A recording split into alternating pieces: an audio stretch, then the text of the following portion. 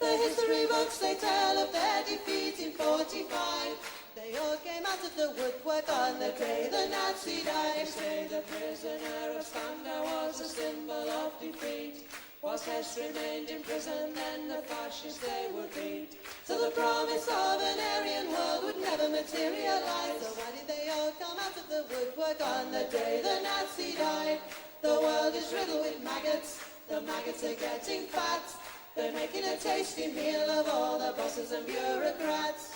They're taking over the boardrooms and they're fat and full of pride. And they all came out of the woodwork on the day the Nazi died. So if you meet with these historians, I'll tell you what to say. Tell them that the Nazis never really went away. They're out there burning houses down and peddling racist lies. And we'll never rest again until every Nazi dies.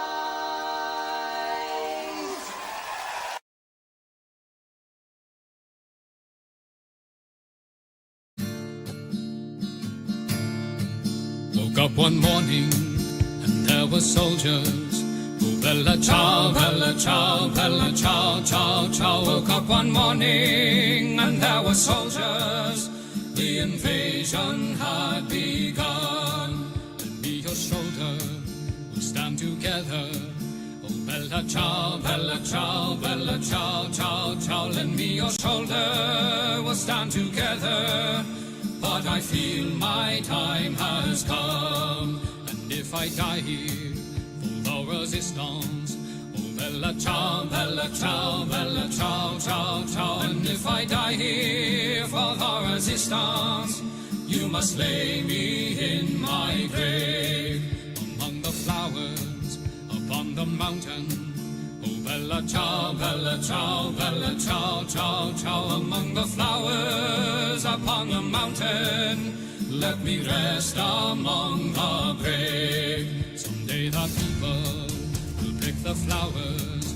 Oh bella ciao, bella ciao, bella ciao, ciao, ciao. Someday the people will pick the flowers, and they will remember my name. This is the flower of the resistance. Oh bella ciao, bella ciao, bella ciao, ciao, ciao. This is the flower of the resistance, and those who died for liberty.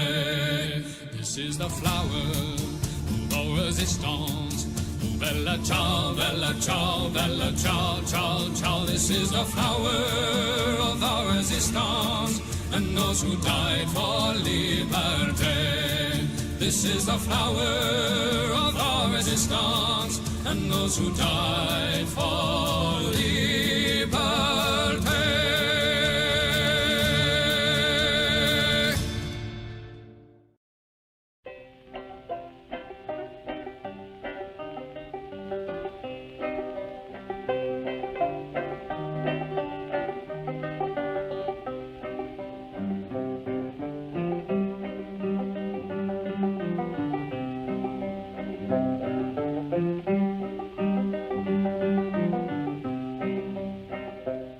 Come all of you good workers, good news to you I'll tell, of how the good old Union has come in here to dwell. Which side are you on? Which side are you on? My daddy was a miner and I'm a miner's son, and I'll stick with the Union till every battle's won. Which side are you on? Which side are you on? They say in Harlan County there are no neutrals there. You'll either be a Union man or a thug for J.H. Blair. Which side are you on? Which side are you on? Oh, workers, can you stand it? Oh, tell me how you can. Will you be a lousy scab or will you be a man?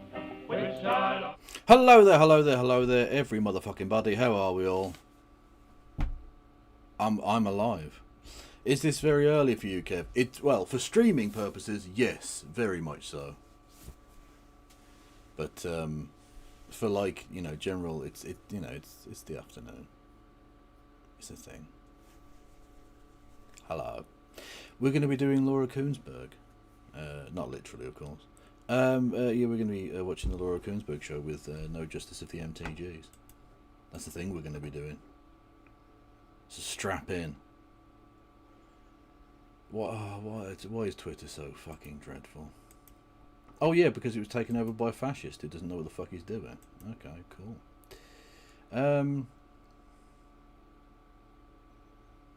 Anyway, yes, you can give me all of your money, but you shouldn't. But you can give me some of your money if you're able to and can afford it and all the rest of it, in the form of bits and subs and super chats and super thanks and all of that jazz. Memberships. Did I say that? I've got PayPal. I've got what's it called? Patreon. That's the other thing that I have. You can help me with if you wanted to. Giving it the big sell today. Big sell, big energy. That's what it's all about. I hope you're doing okay, Giv. I am doing extraordinarily well. Gay is in, gay is hot. I want some gay, gay it's gonna be. Moving to Brom this week, very exciting and stressful. Why are you moving here? Why would you possibly do that to yourself? Do you not enjoy having basic services provided, even though you pay through the nose for council tax? No? Or is it the giant rats? You're a fan of large rodents, which is fair enough. That's your sort of thing, you know.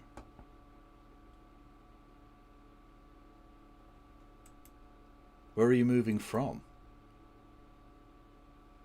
Actually, that might be very personal. You don't have to answer that. That's fine.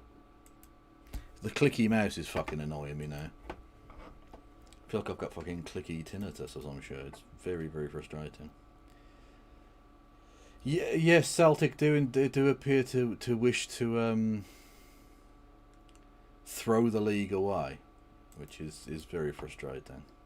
But there's still quite a long time to it. It's only January, but at some point they do have to, you know, sort themselves the fuck out.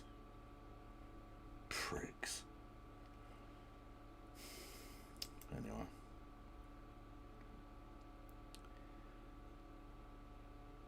You're moving for work/personal reasons. Well, fair enough. Well, welcome to the People's Republic of Birmingham, where we are 100% Muslim, so you are going to have to convert if that's not already the case for you.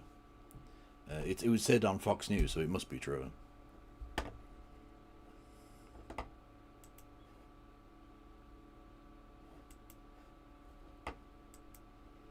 Yes. Yeah, we're going to be watching Laura Koonsberg with an interesting selection of people. You've got Ed Davey, Shabana Mahmood, talking of people from Birmingham, who she's going to lose her seat, lol. But it's okay though, because she's a piece of shit, so, you know, we're glad that she's going to lose her fucking seat. And I think we might talk about maybe a certain mayor of Manchester not becoming an MP. That might be raised at some point during tonight's proceedings. Say tonight, today, this afternoon.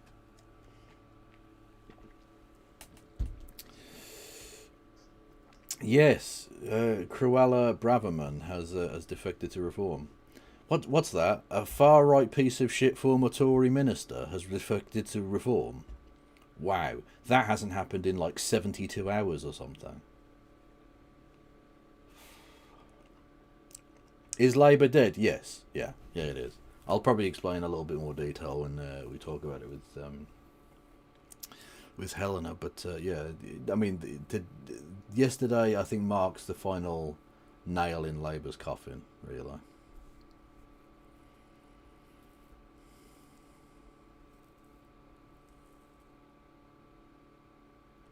If you eat bacon, you'll be locked up and thrown in jail. Well, you'll be locked up and thrown in jail just for saying you're English. That's a fact. Again, that's a taxi driver once said that, so that it is definitely true. Well, Labour aren't dead at the moment, but they've signed their own death warrant, so it's just a matter of time. Much with the same with the Conservative Party, of course. They don't represent their core voters anymore. You know? Is No Justice doing a bit again? Is she doing a bit? Why don't we have a Stuart Lee emote? What? Why would we have a Stuart Lee emote? Like, he's been mentioned on the show and stuff, but like, he's not integral to the show or anything. Convince me, chat. Tell me why we should have a Stuart Lee emote. It's a fucking disgrace.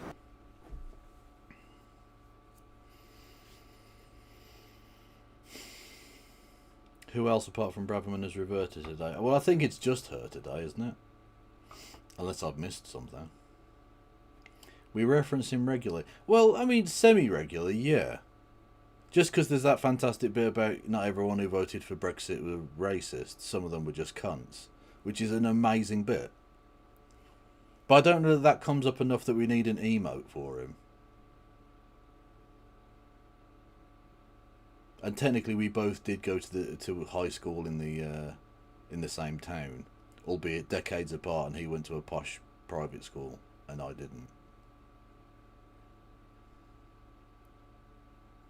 So even though he doesn't sound very posh, yeah, we could call it the Stuart Lee emote. Nice. You know what? That did convince me. Rosebud. Hello, Kevin. Hello there, Helena. How are you? Apologies for my 24-hour lateness.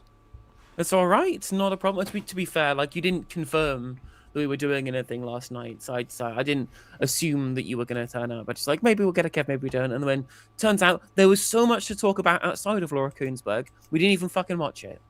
Nice. Well, there we go. Which was good. Although, speaking of things to talk about other than watching Laura Koonsberg, what's your thoughts about Suella Braverman defecting to Reform? Well, I was shocked. A far-right former Tory, racist piece of shit former minister has defected to Reform, which hasn't happened in like 72 hours. I know. It's a real... Honestly, I'm flabbergasted.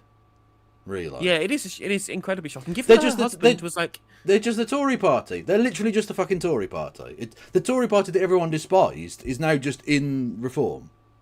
It's just Rishi Sunak's cabinet. Yeah, it literally is. Yeah. It's just Rishi Sunak's cabinet. Apparently the Tories said, we were expecting a Braverman defection because she's just kind of gone no contact and leaving the local Tory party on red. And I'm just like, that's such a Tory thing to do. Yeah, that is very Tory. Yeah. I'm not even gonna bad. I'm just gonna ignore you. Yeah, I'm just not gonna bother. The thing is, apparently, like, her husband had been a Tory member, but then had left. Apparently, because she had been mocked by members of the local Reform Party. And I'm like, well, at least now they can both join together. And again, understanding this is all just kind of internal factional warfare, right? Like, yeah. Tory and Reform aren't separate political parties. There's an internal factional warfare within the Conservative Party. Basically, yes. That is precisely the way to look at it, yeah.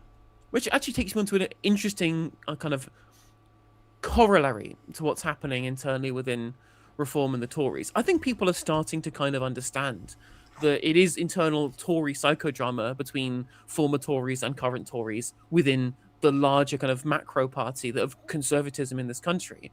And people are realizing that. Like, you see the Reform vote go down slightly as people realize it's just Tories fleeing the sinking ship, and the Tory vote going up at the same time, going, well, I might as well vote for the people who actually call themselves that.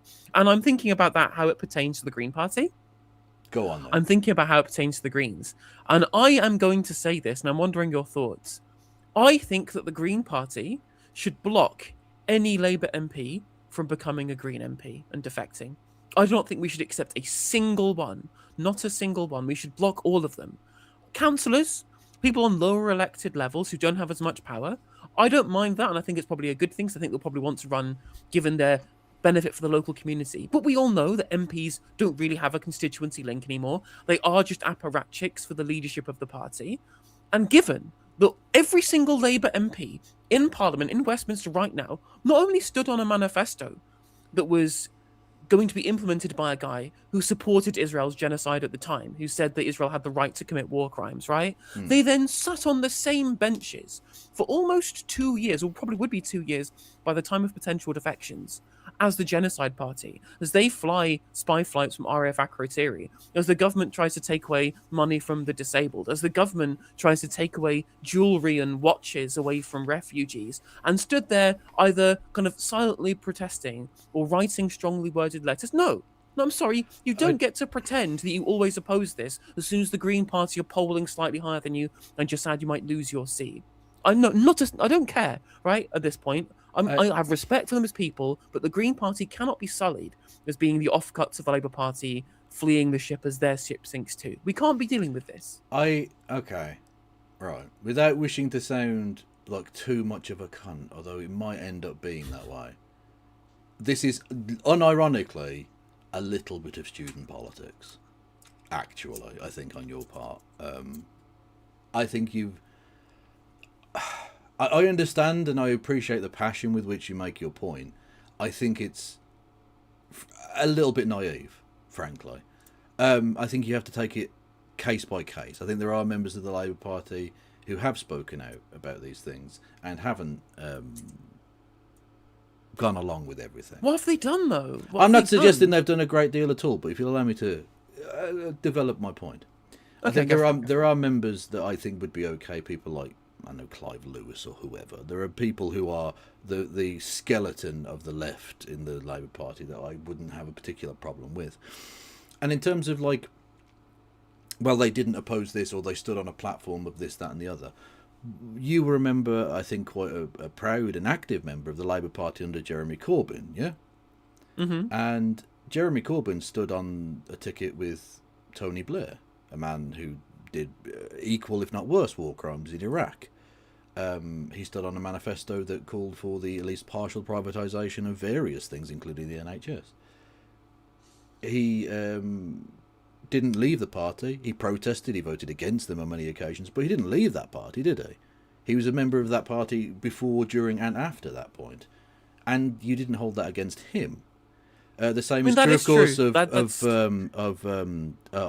Zara Sultana, who literally stood on the very manifesto that you're saying was so terrible and bad. And I agree, it was, and you know, all the rest of it. She was elected as a Labour MP, and yet I think we've both spoken quite positively of her in a number of ways as well, because I think you have to take it on a case-by-case basis. I'm not suggesting we allow in, like, Luke Akehurst or some dumb shit like that, right? But I think there are members of the Labour Party, mostly backbenchers, mostly people who may or may not lose the whip at some point in the near future anyway, who knows, who did stand up against disability cuts and have spoken out against the government in terms of its policies. And again, that's not to say that they are completely clean from all of that. Of course they're not. And I made that same point with Zara Sultana. The idea that she was lecturing the Green Party on, oh, they're not, you know, proper socialists or whatever. Motherfucker, you were elected on the fucking manifesto of Keir Starmer and Morgan McSweeney. Wind your fucking neck in. You know what I mean? Look, none of us are fucking pure on this, okay? But the point being is that if it's a case-by-case basis for, like, you know, Corbyn or whoever, then I think you have to be a little bit more potentially welcoming than that. I understand the kind of maximalist approach you're going for there, but I don't think that's efficacious in the long term. I mean, I think it is efficacious, though. I do not think that we have anything to gain politically from it. I think that your philosophical point there is, I think you made a good rebuttal by bringing up Jeremy Corbyn. Like, of course, there wasn't really an alternative vehicle. Like, the idea of big tent politics was still a thing at the time, which doesn't really exist now. It is the Keith way or the highway when it comes to how you look at politics. We're moving towards multi-party politics now, and whereas previously was big coalition parties where the differences were internal rather than between parties, right? Or at least outside of those big tents that you went into. Now we're moving towards multi-party politics. I feel like, you know, if these people they're certainly late at jumping off the bus of big tent politics, and I think that if they'd not recognised that before, at the real point when that inflection happened, why should we accept them when it could be done cynically? But I think that your pushback is warranted there. I do appreciate that. But I also think that the Green Party literally stands to gain nothing politically from this. Nothing at all. It depends. I think there are instances where local MPs have a reasonable foothold and are thought of, well in the local area, but would lose standing as a Labour MP because there's no chance that the Labour Party can hold on to that seat. So having someone who I think is less solid by those things, and I'm sure there are, let's say probably a dozen, I think probably at most, Labour MPs I would be comfortable with allowing to defect. If they've spoken out, reasonably, they've written the strongly worded letter. As did you see John McDonnell wrote not just a strongly worded letter in the Guardian.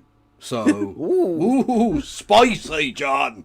Anyway, the point being, if they've got like local an in, because one of the things that the Green Party don't have, unfortunately, is necessarily deep-seated roots in large parts of the country, because they're a relatively new big player, in the same way that the Lib Dems are very strongly rooted in some areas and have absolutely no game in others completely, which is why it takes far more votes for them to actually get an MP than the Tories or Labour. And so if they have that name brand recognition and all the rest of it, yeah, I think it could be politically efficacious. Yeah, are you maybe giving up some purity to get that? Yeah, I guess you are in a way, but I'm sort of sick of being pure and losing. I mean, that is true. That is something we do. But I think that there is probably some level to which that people will start seeing it cynical and will start kind of moving against it. I think maybe again a couple you could make that case for. I think people in chat, the name that's come up the most is Nadia Whittam, and I think I probably would agree with that. But the other issue that comes with that is that one of the things that's happened throughout all of this Andy Burnham psychodrama, I mean, it's not even psychodrama, it's just drama, right? It's real drama because Andy Burnham actually has a real point to make. And, for all of his faults, he genuinely does care. And he's the only person looking at the country going, well, if I don't try and right the ship is sinking, But one of the things people are talking about is, well, we all complained about parachuting candidates. We all campaigned about a lack of democracy locally. We all complained about a lack of accountability to the actual constituency parties of what's happening. And the biggest problem with any defection is that how do you know that that person who's defected has the confidence of the constituency party that they're trying to defect to? Well, this is how I would sort of go with it. They would be the Green Party MP until the next election, but they would have to go through the selection process on a local level. And if the local party said, we don't fucking want you, for whatever reason, they're entitled to their viewpoint, then that person wouldn't be the candidate. And therefore would be sort of fucked, because they either run as an independent and lose, or just not run, I suppose. But ultimately, that would give that person, let's say 2 years, 3 years, whatever, till the next election, to win the confidence of the local Green Party, which they would have to do, of course, because they'd have to prove that there was a good reason why they were allowed into the party in the first place. Because, of course, coming from the Labour Party, you're automatically going to be a little bit wary of them, because again the things you brought up were perfectly reasonable reasons not to have someone in the party, right? That's fine. They'd have to prove that they were worthy of it over the course of that period in order to be selected for the next election, and I think that's perfectly fine. But as we don't have an MP in that area at the time, it's not parachuting them in there, because they're still just the MP for that area. Yeah, for sure. I mean, I think actually, having the local party vote on whether to accept the defection is a good idea for Hippie Marshmallow in chat. Yeah, I've got no problem with that. Yeah, that's absolutely fine. Yeah, for sure. But what I will say is that, I mean, with Burnham not standing now, I think it's the Green Party go absolutely balls to the wall in 100%. There's no point holding back. It doesn't matter if Galloway scuppers it. It doesn't matter what happens. In a way, I still sort of think that Polanski shouldn't run. Not only because that is sort of a bit parachutey, even though he is from Manchester. No, it's very parachutey, yeah. But it's but also again, it's still something of an outside thing. Whereas if you get a local person, maybe one of the Green councillors in the area or something, that can run there, I think that's the best thing to do, and to throw the entire national sort of weight of the party behind it if you can, because fuck whoever is now going to be the candidate. I don't give a fuck who the Labour Party throw up, whatever fucking Starmer droid they put in there. I don't give a fuck. Yeah, fuck you. Oh, yeah, 100%. Like, it doesn't matter to me whether a Starmer droid or a fucking Reform droid gets into Parliament. You're both absolute scum, so I don't care. It's so true, so true. Yeah, Polanski has confirmed that he's not standing. It's a good point from Yeah, the fair tap shoes enough, too. yeah, Is that the Greens currently don't have a whipping system, so defections are way more risky for us than for other parties. Although I have said plenty of times before, the Green Party need to create a whip system which is owned by the membership. There needs to be the members need to whip the MPs.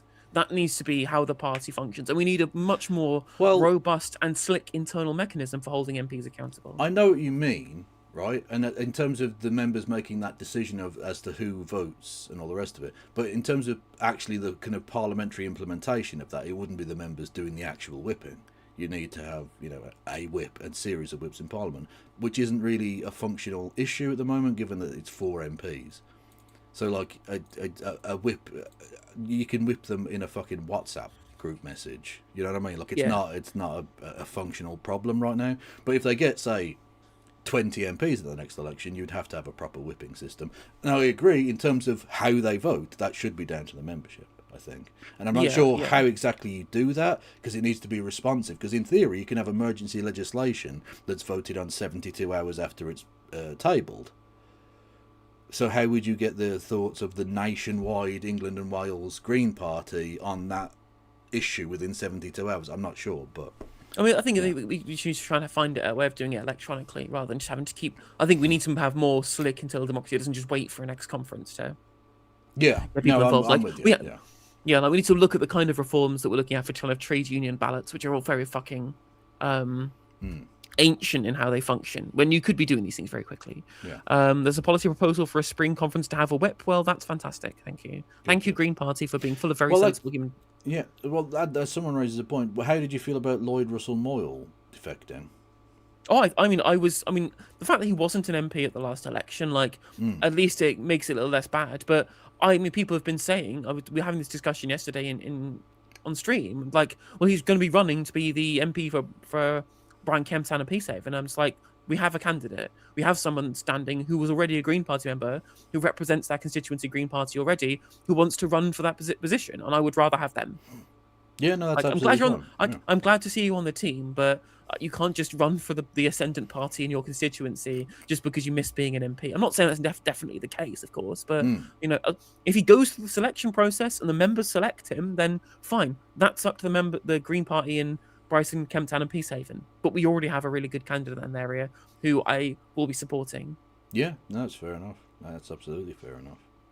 Yeah, but again, he hasn't been tainted by 18 months of Starmerism, because I mean, I guess there has to be maybe I think there has to be a cut-off point where you either see the Green Party as being the obviously moral correct choice that they are to the Labour Party if you are somebody who believes in progressivism, or you wait until they're above Labour in the polls and then you defect. And one of these things is emblematic of a principled defection, and the other one is opportunism, right? Exactly, Zach. I know you're listening, mate. Exactly, a transfer deadline day. It's the only answer.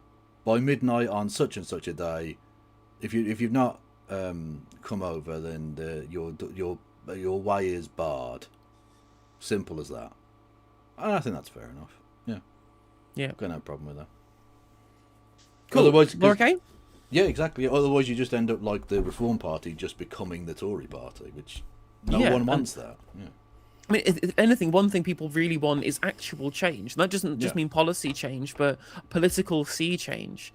And the old parties being replaced by new parties is the best way to signify that change is actually going to be arriving.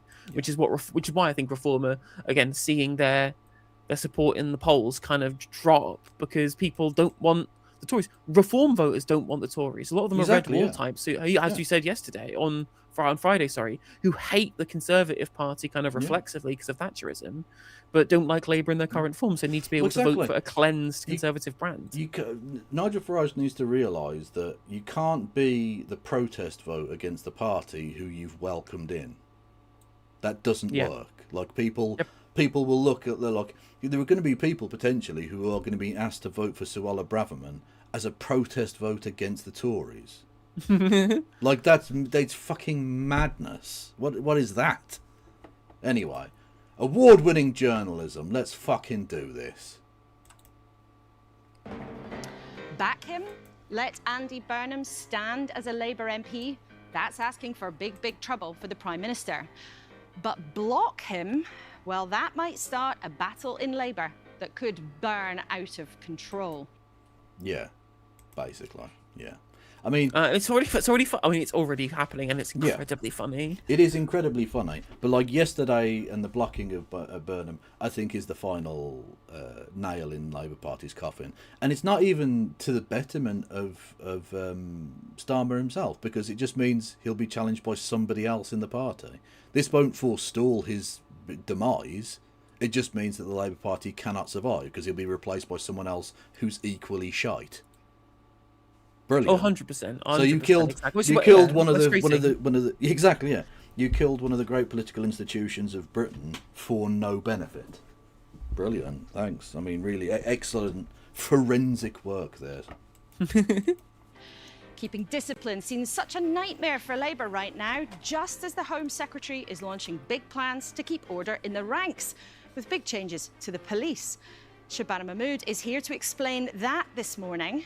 But, by coincidence, she's also the chair of Labour's ruling body, which will meet in exactly 2 hours to decide Andy Burnham's fate. And the next scenario... Didn't she abstain, I believe? Yeah, well, again, she was the chair, I believe, of the NEC, so I think, you know, there's kind of principle to not want to be seen as trying to influence it. And also, she knew she didn't have to vote. Yeah, exactly. She knew it was sewn up. Yeah. It's a little bit... Soviet Union Presidium kind of thing. Like, everyone knows how they're going to vote before it happens. Yeah. A box set of leader interviews for 2026. Also, what's funny? What's funny? Do you in that Mark Carney speech where he talks about the people putting up the sign in the shop window? Yeah. Well, even though they don't believe in it, that is the entire Labour Party with regards to Keir Starmer. Oh yeah, absolutely. Yeah. Of the Lib Dems joins us live too. Who? And it's not just Labour having some tricky times inside the tent. Honestly, this is my favourite lesbian couple of all time, these two. Love it. And it's funny, isn't Andy Street married to Michael Fabricant? Yeah, no, they are both gay, yeah. Yeah, it's just he looks a little bit like an old lesbian, basically, yeah. Exclusively to 2 familiar faces who've a message for Kemi Baker. He's just to clarify, he's married to Michael Fabricant, but not Michael Fabricant's hair. True. Which ironically is very homophobic. Just saying. Knock, Ruth Davidson and Andy Street. And the Lords have voted for it. So what should the government do now? 2 mothers who both lost their children tell us why they believe waiting to ban social media for kids leaves a whole generation at risk. I think we know which bit we're skipping. I mean, one of them is Esther Jai, who's Brianna Jai's mum. And I'm just like, the fucking gall, the absolute barefaced cheek of the BBC to act all sympathetic for Brianna Jai. And I'm like, you motherfuckers are to blame. Yep. Whilst we're waiting, more and more children are being harmed. If this was a car, if it was a product, it would be taken off the road, it would be fixed and handed back to them. Tell you what, take it away. Social media companies, you fix it, and when it's safe, we'll consider giving it back. That applies to boomers as well, by the way. Yep. Honestly, if we could ban the over 60s from using Facebook, that would help the country enormously. It really would. Oh, it says here a man in Manchester was arrested for saying he was English. It's in a meme on Facebook, so it must be fucking true. I'm voting BNP! Sorry, Reform. My bad. Same thing.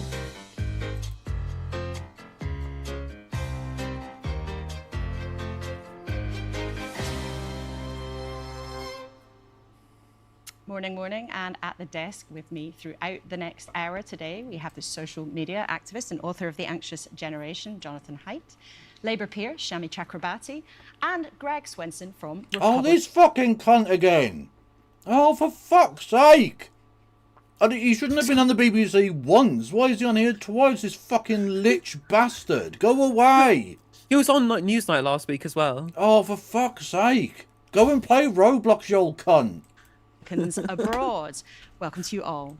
Let's start, as we always do, with what is making the news this morning. And shock horror, Andy Burnham is on the front pages of many of the papers. The Observer predicts Andy Burnham kicking off a leadership contest. The Mail on Sunday says Starmer is cornered. That's certainly one way of putting it. The Telegraph features the process in... Like, it's been done to death, I suppose, but the kind of factionalism and the kind of control freakery of the Labour Party is just astonishing. The fact that they really would... They go like... And the idea that... Oh, that this is also that they could win, right?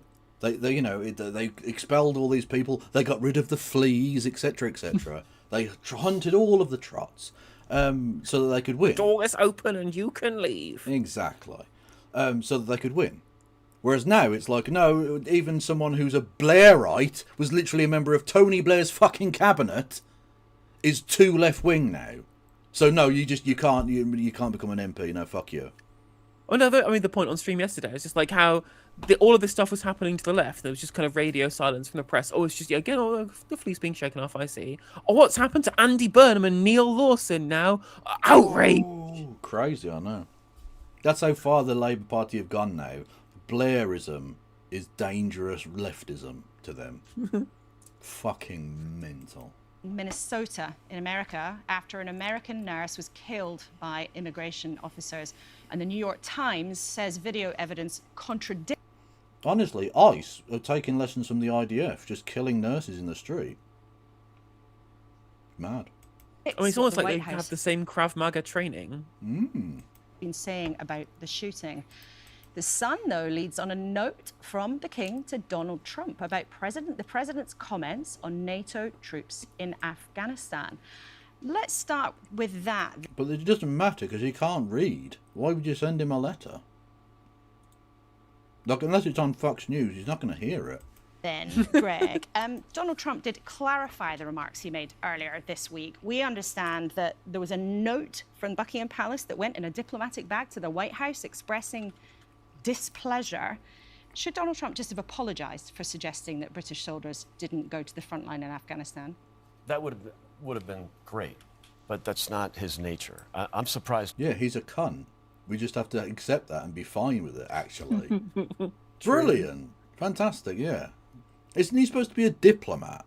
The fuck? He even did this, and I was quite relieved. I really was, and when I heard the news last night. So good for the King for sending that note through the proper channels. But, I mean, again, it's just a strongly worded letter. That's all we can do now as a nation. Oh, please, Donald, can you not take the piss out of our dead soldiers, please? Thank you. But it's just so funny to me that just like all of the stuff that's happened up to now, people haven't been paying attention to. But what about our brave boys, our brave imperial legions in Afghanistan? How dare you? They spilt their blood after spilling oceans of Afghan blood. Do you know how many young brown people they tortured in those jails? Thank you for your service. And I think the president did the right thing as best he could. And I think the clarification was quite appropriate, is probably an understatement. When he made the comment on Thursday, very unfortunate, huge mistake. But, he said they. He didn't specifically say the British. And I think Oh, no, he didn't just say the British. He was actually taking the piss out of every other nation apart from America. So that makes it better, actually. And again, this is crazy because the whole reason we went to war in Afghanistan was because NATO Article 5 was triggered as part of the war on terror. And so literally all of this was to fucking coddle the hurt fifis of the Americans, because they didn't go to war to stop anybody committing another 9/11. They did it because they were mad and lashing out. Yeah. In like, there's I think a great point. I think Hassan made it. Not the one you're thinking of, but just like in the moments when the towers fell. Like, America experienced a tiny infinitesimal fraction of the amount of pain that they've inflicted on other nations internationally in the during the imperial period, and that they're so weak that tiny amount of pain that they felt that everyone else has been able to deal with throughout their entire lives was enough to make them destroy the whole of the fucking Middle East. Yeah, I mean, literally. And it's not even just that pain. It's like, you hear about terrorist attacks when they happen in like white people places, Those attacks happen in like Afghanistan and Iraq and Turkey and Syria and places like that every day. You don't hear any of it, and they don't like go mental and destroy massive swathes of the world because of it. They get on with their fucking lives, or at least the ones that didn't die. Whereas America, like you say, they had one terrorist attack and went fucking ballistic. They're pathetic, really. Clarification was appropriate. But couldn't there just have been an apology? I mean, you say that's the best he could do, but Yeah. as a human being, he said something that was untrue. He said something that was offensive. Nothing bad could happen. Particularly It can to the only good families happen. of those who lost their lives in Afghanistan. Why is he not capable of saying sorry? Again, he's very unfiltered, and unfiltered is quite refreshing until it's not. And so it was a huge mistake. I'm not defending. Stop inviting this fucking ghoul onto our TV screens. It's He funny has how like, he's nothing of literally the worth only to say person at they can all. find, right? So he's the chair of US Republicans overseas Yeah. in the UK. And I'm just like, yeah, that's because they know there's literally no one else in this country who's willing to defend Donald Trump. He's the only one. It at all. But what The I thing would is, argue not even- is the clarification. Not even Farage will defend Trump now. Yeah, I Not know. even Farage will do it. I mean, he'll still go to America and ride his dick, but he won't defend him in Britain. Yeah. Well, at least not publicly. No. Clarification is good news. I thought that was really, it was great news. It was quite a relief to me, especially coming on the show today. Jonathan, you were in Davos this week where the president was, on stage many times with his speeches, world leaders unsure quite how to do with him. What was the atmosphere like there? Well, Davos is always dominated by business, and it seems whatever Donald Trump just said, although especially in this case, threatening our You get allies fucking is half of the something panel is fucking unprecedented. Yanks. Yep. Go away. Yep. That really shook Well, everyone I will up. say So, on that subject, right? I'll probably have to head off the stream at like 5:15, maybe something like that, because obviously I have Americans staying with me at the moment. She's never had a carvery before. Oh, okay. So we're going for a carvery tonight to be able to, so that she can experience it. And I haven't had a carvery in fucking years, and I'm so hyped. Nice. so the speech by Mark Carney was really widely talked Canadian about president. and appreciated. But I would say the other theme is always AI the last 2 years, and there is still such optimism about it. And I was there to say, hey, wait a second, guys. We already know what your companies did with social media when they hacked everyone's attention, took kids' attention, the disastrous consequences for the mental health and education. And now you're back trying to take their attachment with AI chatbots that are going to replace friends and parents. We'll come to that later in the show, but what's dominating here in this country, Shami, as a member of the Labour Party, a peer in the House of Lords, is there any good way through this situation with Andy Burnham for Keir Starmer? Because it looks like a car crash. It doesn't need to be. I think he should just be allowed to put himself to the members of Gorton and Denton like any other candidate. I think it would be a really bad look, frankly, if the third London Labour leadership in a row was seen to be blocking a very popular Manchester mayor in a Manchester seat, when the big threat is the populist far right. It's reform. And he may well be the candidate most likely to defeat reform. We don't want to be the soap opera. We don't want to be knocking the Beckhams off the headlines for the wrong reasons. Well, we will see what the party is going to do. The decision is going to be made this morning. And frankly, it is a lose-lose for Keir Starmer, as a senior Labour figure told me last night, with a very heavy sigh. The problem of the pause. Well, the problem is that it's not lose-lose for the Labour Party. It is a lose-win situation. Andy Burnham stands and wins, and it's a win for the Labour Party because it gets rid of Keir Starmer, right? It's lose-lose for Keir Starmer specifically, though. But this is what happens when you put individual, personal, political ambitions over the actual interest of both your party and the country. So many Labour figures going, well, we're doing country before party. I'm like, well, no, you're not. Everyone in the country hates Keir Starmer. Everyone in the Labour Party hates Keir Starmer, and it's killing the Labour Party because of it. Yep. Like, the best choice for the country and the party, and for everyone, basically, is replacing Starmer with Burnham. Yep. But it's not good for Keir personally, and he's putting himself and Morgan McSweeney's mystique as a political operator and the kind of historical record of that over the interest of whether or not this country ends up in the hands of reform. Yeah, 100%. And it's also it would have been a win for Labour in that they probably would have held on to the seat, which they now probably won't. Yep. Yep. If the party lets Andy Burnham run as an MP, Then they give a man who's made no secret of his ambition to replace the Prime Minister one day a path to do exactly that, notwithstanding his vows of loyalty, of course. It would give Reform the chance to fight and win the hugely powerful Manchester mayoralty with a budget of millions. And it could give that party its first national platform. And a big mayoral election would cost a lot of cash too. But block Andy Burnham, well, the Prime Minister might look like he can't hack the rivalry, scared of letting members choose, and that would sap his authority. And of course, the act... He's never given a shit about letting members choose.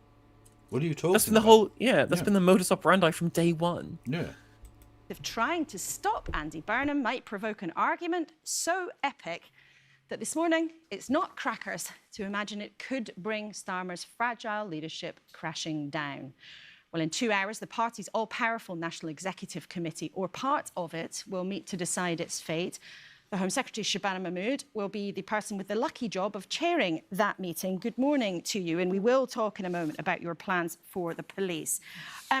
But first of all, would Andy Burnham be a good MP for the people of Gorton and Dent? Well, look, Andy has been a parliamentarian before. He was a Member of Parliament and he was an excellent Member of Parliament. I really respect Andy Burnham. I have worked closely with him. I've talked about policing with him on a regular basis. We work very closely together after the Manchester... She's a liar. She's just lying. Yes, she's the chair of the Central Committee that just blocked him. So, like, fuck this guy. And on top of this, you're just like, she is a part and parcel of an administration run by a proven morally corrupt serial liar. How dare you besmirch the great J.O.B. Just a terrorist attack that took place at Heaton Park Synagogue. So, you know, he's an exceptional politician. He's a great member of the Labour team. This is sort of the problem for Labour, is that they're in a bind. They can't block, or they couldn't block him on the basis of competence because he's the Labour mayor of Manchester. So they have to say, he's fucking awesome, but we don't want him to be a Member of Parliament. Yeah, there's the pinhead that they're dancing on here is so funny. Yeah. You know, he's been a great parliamentarian before. He's got to make a case. He's made that case for standing. Our rules require sitting mayors and PCCs if they want to seek election for another political office to... Why did you only introduce that rule this year? I wonder. Because that hasn't been a thing before. You introduced it this year for... I mean, apparently it was actually introduced for Dan Norris, of all people, to stop him from running in a constituency, also being the Wecker mayoral candidate. And then we found out that he got accused of sex crimes. Only the best candidates. Only the highest quality candidates. This is after the fact that this by-election is literally happening because the existing MP in Gorton and Denton said his WhatsApp that he hoped a 72-year-old constituent would die for talking about the bins. Yeah, for asking about the bins. Which, like, okay, that's interesting. Thank you, King of Silver, and thank you, Story Girl, for both resubscribing on the Twitch machines. Much love to you. Seek permission. That's what will be happening today. So you chair that committee. Will you let him do it? Well, I'm an independent chair of that committee. I don't think it's appropriate for me to start commenting in a way that... So independent. Yeah, there's no pressure put on them by the Starmer Politburo at all. No. Might be construed as trying to sway the way that the debate takes place. I don't want other members of that officers group that's going to meet later today to feel that I used my position as the NEC chair and speaking in the media this morning in a way to sway that. I'm there to make sure that the debate takes place in the proper way. But other people, including one of them who will sit on that committee, Lucy Powell, the deputy leader of the party, she and Ed Miliband and Angela Rayner and Sadiq Khan, they have all made it perfectly clear in their view that he should be allowed to run. I think people are entitled to their views. Lucy has her own mandate from the party membership. And of course, she's a member of parliament from that region. And of course, senior politicians, members of the cabinet, other party members, councillors, people will have their own views. Of course they will. But hang on, they're trying to put the pedal on one side of the metal here. You know, they're trying to say that Andy Burnham should be allowed to run. Well, we understand, and I know it from talking to people around Downing Street myself, they do not want him to run. They see nothing but risk for the Labour Party here, potentially allowing Reform a crack at the mayoralty, costing millions of pounds. We've already got a situation where some of the cabinet are out there saying he should be allowed to run. And the impression from Downing Street is this should not. I mean, it's already a mess, isn't it? Well, look, I mean, people will have their own views, and the NEC officers group will come to its own decision. And there are different perspectives on this. So, of course, some people will want to. Yes, some people will, of course, want to have Andy as the candidate, and he's obviously made his own case for that. One of the reasons why we brought this rule in, though, is not to say mayors and PCCs can never run for Parliament or other elected office, but because it does have organisational implications. So there will be some who worry about that. There'll be. It's not about organisation, it's the fact that you don't want to have more elections because that will just mean you have more losses in elections. It's exactly the same reason you've allowed these councils to defer elections, because you know you're going to lose them. So, like, you're fine with that. Like, the defence from people have come, well, the councils have to ask for whether or not they do those elections. I'm like, well, yeah, it's the same half of the uni party that are also trying to corral support around them that want these things cancelled. Who was it who said this, that when the Conservative Party dies, so will the Labour Party? Who was it who said that? I can't remember, but yeah, I mean, they're the same party, so yeah. Yeah, like, they need to save each other. It's the reason why both of them, for so long, blocked electoral reform. And what's hilarious is it could get to a point, in a year and a half's time, where the only thing that can save them is electoral reform. Yep. The others who just want the strongest candidate in the field. It's a finely balanced discussion. There will be different perspectives amongst members of the National Executive Committee, and it is my job to give a chance for all of those perspectives to be heard. But if he is one of the most popular politicians, which he certainly is in his region, shouldn't you be welcoming him with open arms? Well, look, as I say, it's a rule change that was made some time ago. Is that true? What do we think of Mothin Ali going for selection? That would be ridiculous. Look, I love Mothin Ali enormously, but he's from Leeds. I mean, he is from Leeds. I mean, just as is every selection, he's within his rights to go for the selection. Oh, absolutely. And it's entirely up to the people of Gorton and Denton's constituency Green Party whether they support him. I would not. He's not from Manchester. He's not from the area. It looks like a parachute, which is exactly the thing that we want to try and disabuse in the broader public narrative. Also, it's not technically parachuting because he's not blocking anybody. They're not changing the shortlist. He's not being put into the position with no constituency support. He would have to win that vote, but no one's not going to pay attention to that. Yeah, exactly. Yeah. Also, I'd just say to Martin, wait a couple of years and stand for the seat you're in. Because you've stand against Rachel Reeves. Oh, that would be fucking dope. Oh yes, Martin, please. Like, Leeds Western Pudsey is like Rachel Reeves' seat. Where's I don't know where Gibson and Hales is though. Somewhere. Gibson and Hales ward. It is in the constituency. That's Leeds East. Oh, okay. So that would be currently Richard Bergen. Would be the one who would get unseated by Mothin Ali. Okay. So I think he probably would have a better chance running against Rachel Reeves in these Western Pudsey. Probably. This is wrong side of town. Yeah. But I mean, if I was in the Gorton and Denton constituency Green Party, I would tell them not to vote for him, because I think that he should stand in Leeds, which is where he's from. Love the guy. I think he'd be a great MP, and I want him to be an MP. Oh yeah. But I think we should put our principles above those who have none. And he's already got like a base there. Like, he's already well known. He's a councillor. Like that's the whole the way it should, I think, work. I'm not like some sort of professional regionalist. I don't want to have boundaries and borders between these places. Like, you can be from anywhere and stand anywhere. That's fine. But realistically, I think what you need is that kind of a feeder system of people coming through. You're a councillor and you can become an MP if you want to, or you can at least stand in the seat and all the rest of it. In that local area, because you've built up that community, you built up the party in that area, you've got roots in that area. Whereas if you just go and fuck off to Manchester, what does that say to A, the people of Manchester about how serious the Greens are about that city, and B, what does it say having someone from the area? Yeah, and what does it say to the people of Leeds? Oh well, look, we'll use you as long as it's convenient, but if there's a chance comes up, we'll fuck off to the other end of the country. No, that's not really fair. Not just any other end of the country. They're going to go to Lancashire. Which is, I mean, honestly, a war crime. Well, that's real War of the Roses shit that would be on if that happened. Yeah.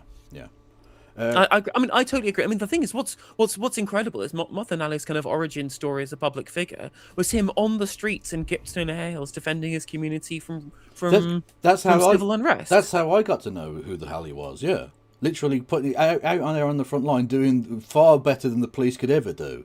Of literally saying to these kids, no, don't do that, don't do that. And then the fucking media saw him dragging a burning bin away from the riot, and said, "Oh, see, the Muslimics are out here rioting." It's fucking disgusting shit. It was disgusting. But when he's such a pillar of his community, I think it would be best if he represented that community. Absolutely, yeah, 100%. Kev, what is Birmingham Ladywell? Well, it's Ladywood, firstly.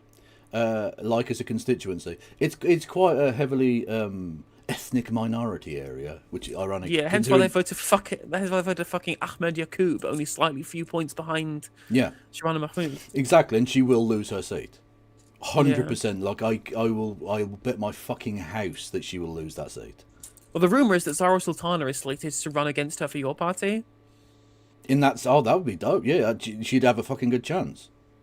She absolutely would. It depends, though. I mean, ironically, that might be the only way she could win, is if your party and the Workers' Party both stand in that seat and split the anti-Labour vote, and she gets in on like 21% of the vote or something ridiculous. Yeah.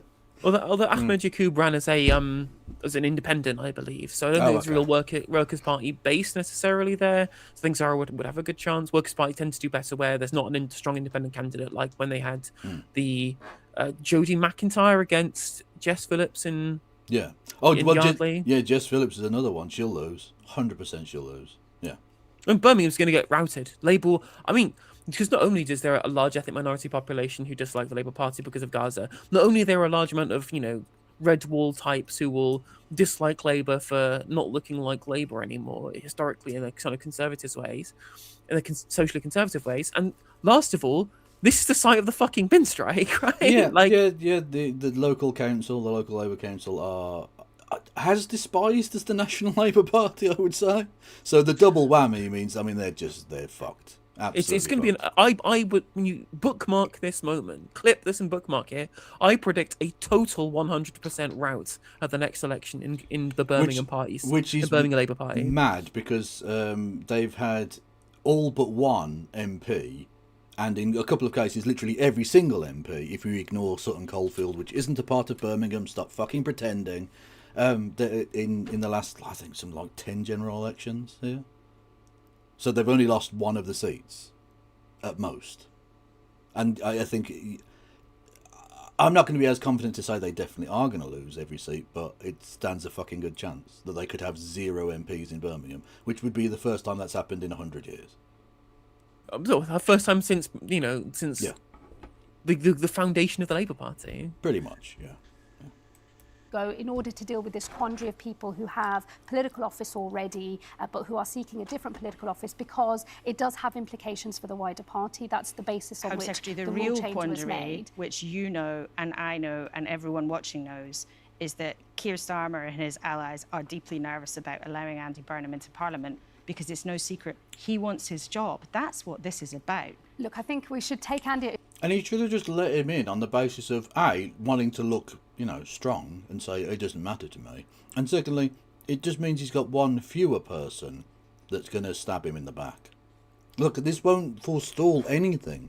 This is such a short-sighted piece of nonsense.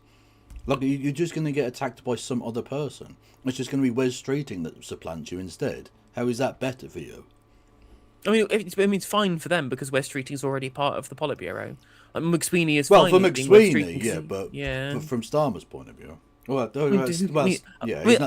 Prime Minister. Yeah, he's not the Prime Minister. Yeah, well, Starmer's point of view is just irrelevant to everybody now because, again, he is just the empty fucking suit, the Orville to the Keith of Morgan McSweeney. Keith and Orville. Oh, my word. What a reference point. His own word. I really appreciated the tone of the letter that he wrote yesterday. He addressed that letter to me as the chair, but it was for the wider party as well. And his case, as he has made it, is to want to come in and be part of the team and to take the fight to reform using the success of Manchester as part of that argument. But if he's also said Keir is the mayoralty up for grabs in reform, which is a much bigger job with no offence to individual MPs. That's a huge job compared to being... Which let me just deal with that in a moment. But Andy has said in his own words that Keir is the best person to be the Prime Minister, and he's made it very clear in his letter. Hey, Johnny Neese, thank you for saying hi to me in the street. Johnny Neese in chat saying, I saw you as I was trimming trees on Saturday. Yeah, I was walking to the train station, and you said hello to me. Thank you. Much appreciated. It was very nice.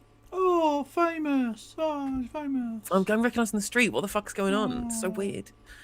John, But, I mean, Johnny, by all means... why didn't you ask for a fucking autograph?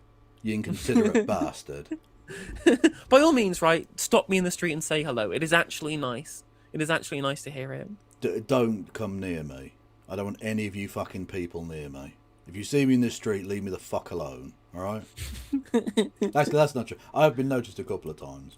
Actually, I got noticed twice whilst I was delivering letters, the letters for the Green Party in the local area.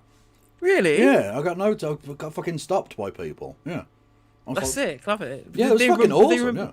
Did they recognize you from like your old YouTube days? I say old, not even that old, right? But the first Kevin Logan YouTube era. No, they noticed me from Turn Left, basically. Interesting. Yeah. Fair enough. Yeah. Which I'm absolutely fine with. Yeah, that's cool. Yeah. Yeah. Anyway, yeah. So that was nice, but like, yeah. But generally, leave me alone.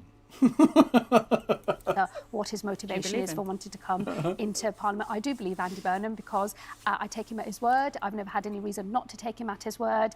I trust him. As I say, we work very closely together, and I am going to take what he says at face value because I know I can do that without. Thank you, Fogel, by the way, with an amazing sentence. If I saw you in the street, Kev, I'd chase you down while wildly flailing a horse dong dildo. That is the only acceptable way you can approach me, chat. Okay? Also, thank you, Johnny Neese, for the Prime sub as well. They've actually realised you subbed with Prime. I had the alerts turned off. Thank you. Also, this is completely unrelated. I just happened to be scrolling Twitter. Apparently, in American schools, you don't get to teach. They don't teach you how to fold paper, portrait, or landscape. They teach you to fold it hot dog style or hamburger style. Literally, the Imagine a Burger meme. God almighty, America! No wonder you have fucking horrific obesity levels when literally folding paper has more fucking calories. Like, what are you doing? That's mental. America is like a joke country, isn't it? It's a meme of itself. Fucking hot dog or hamburger stuff. Hamburger doesn't even make sense. This doesn't. Oh, anyway. Andy, separately, there are the fact that there might be another by-election is one of the organisational reasons why these rule changes were made in the first place. So it is finely balanced for some members because they want to consider the trade-off on a parliamentary by-election and a mayoral by-election as well. These are all the different perspectives that will be aired later on today. And forgive me for... Also, one bit of truth in the excuses they've made is that they need, to keep hold of a certain amount of their resources, their money, for fighting the May elections, because they haven't got any money because they haven't got any fucking members anymore. So like, they've got no Jews coming in to the that's DUES coming in to actually fund anything.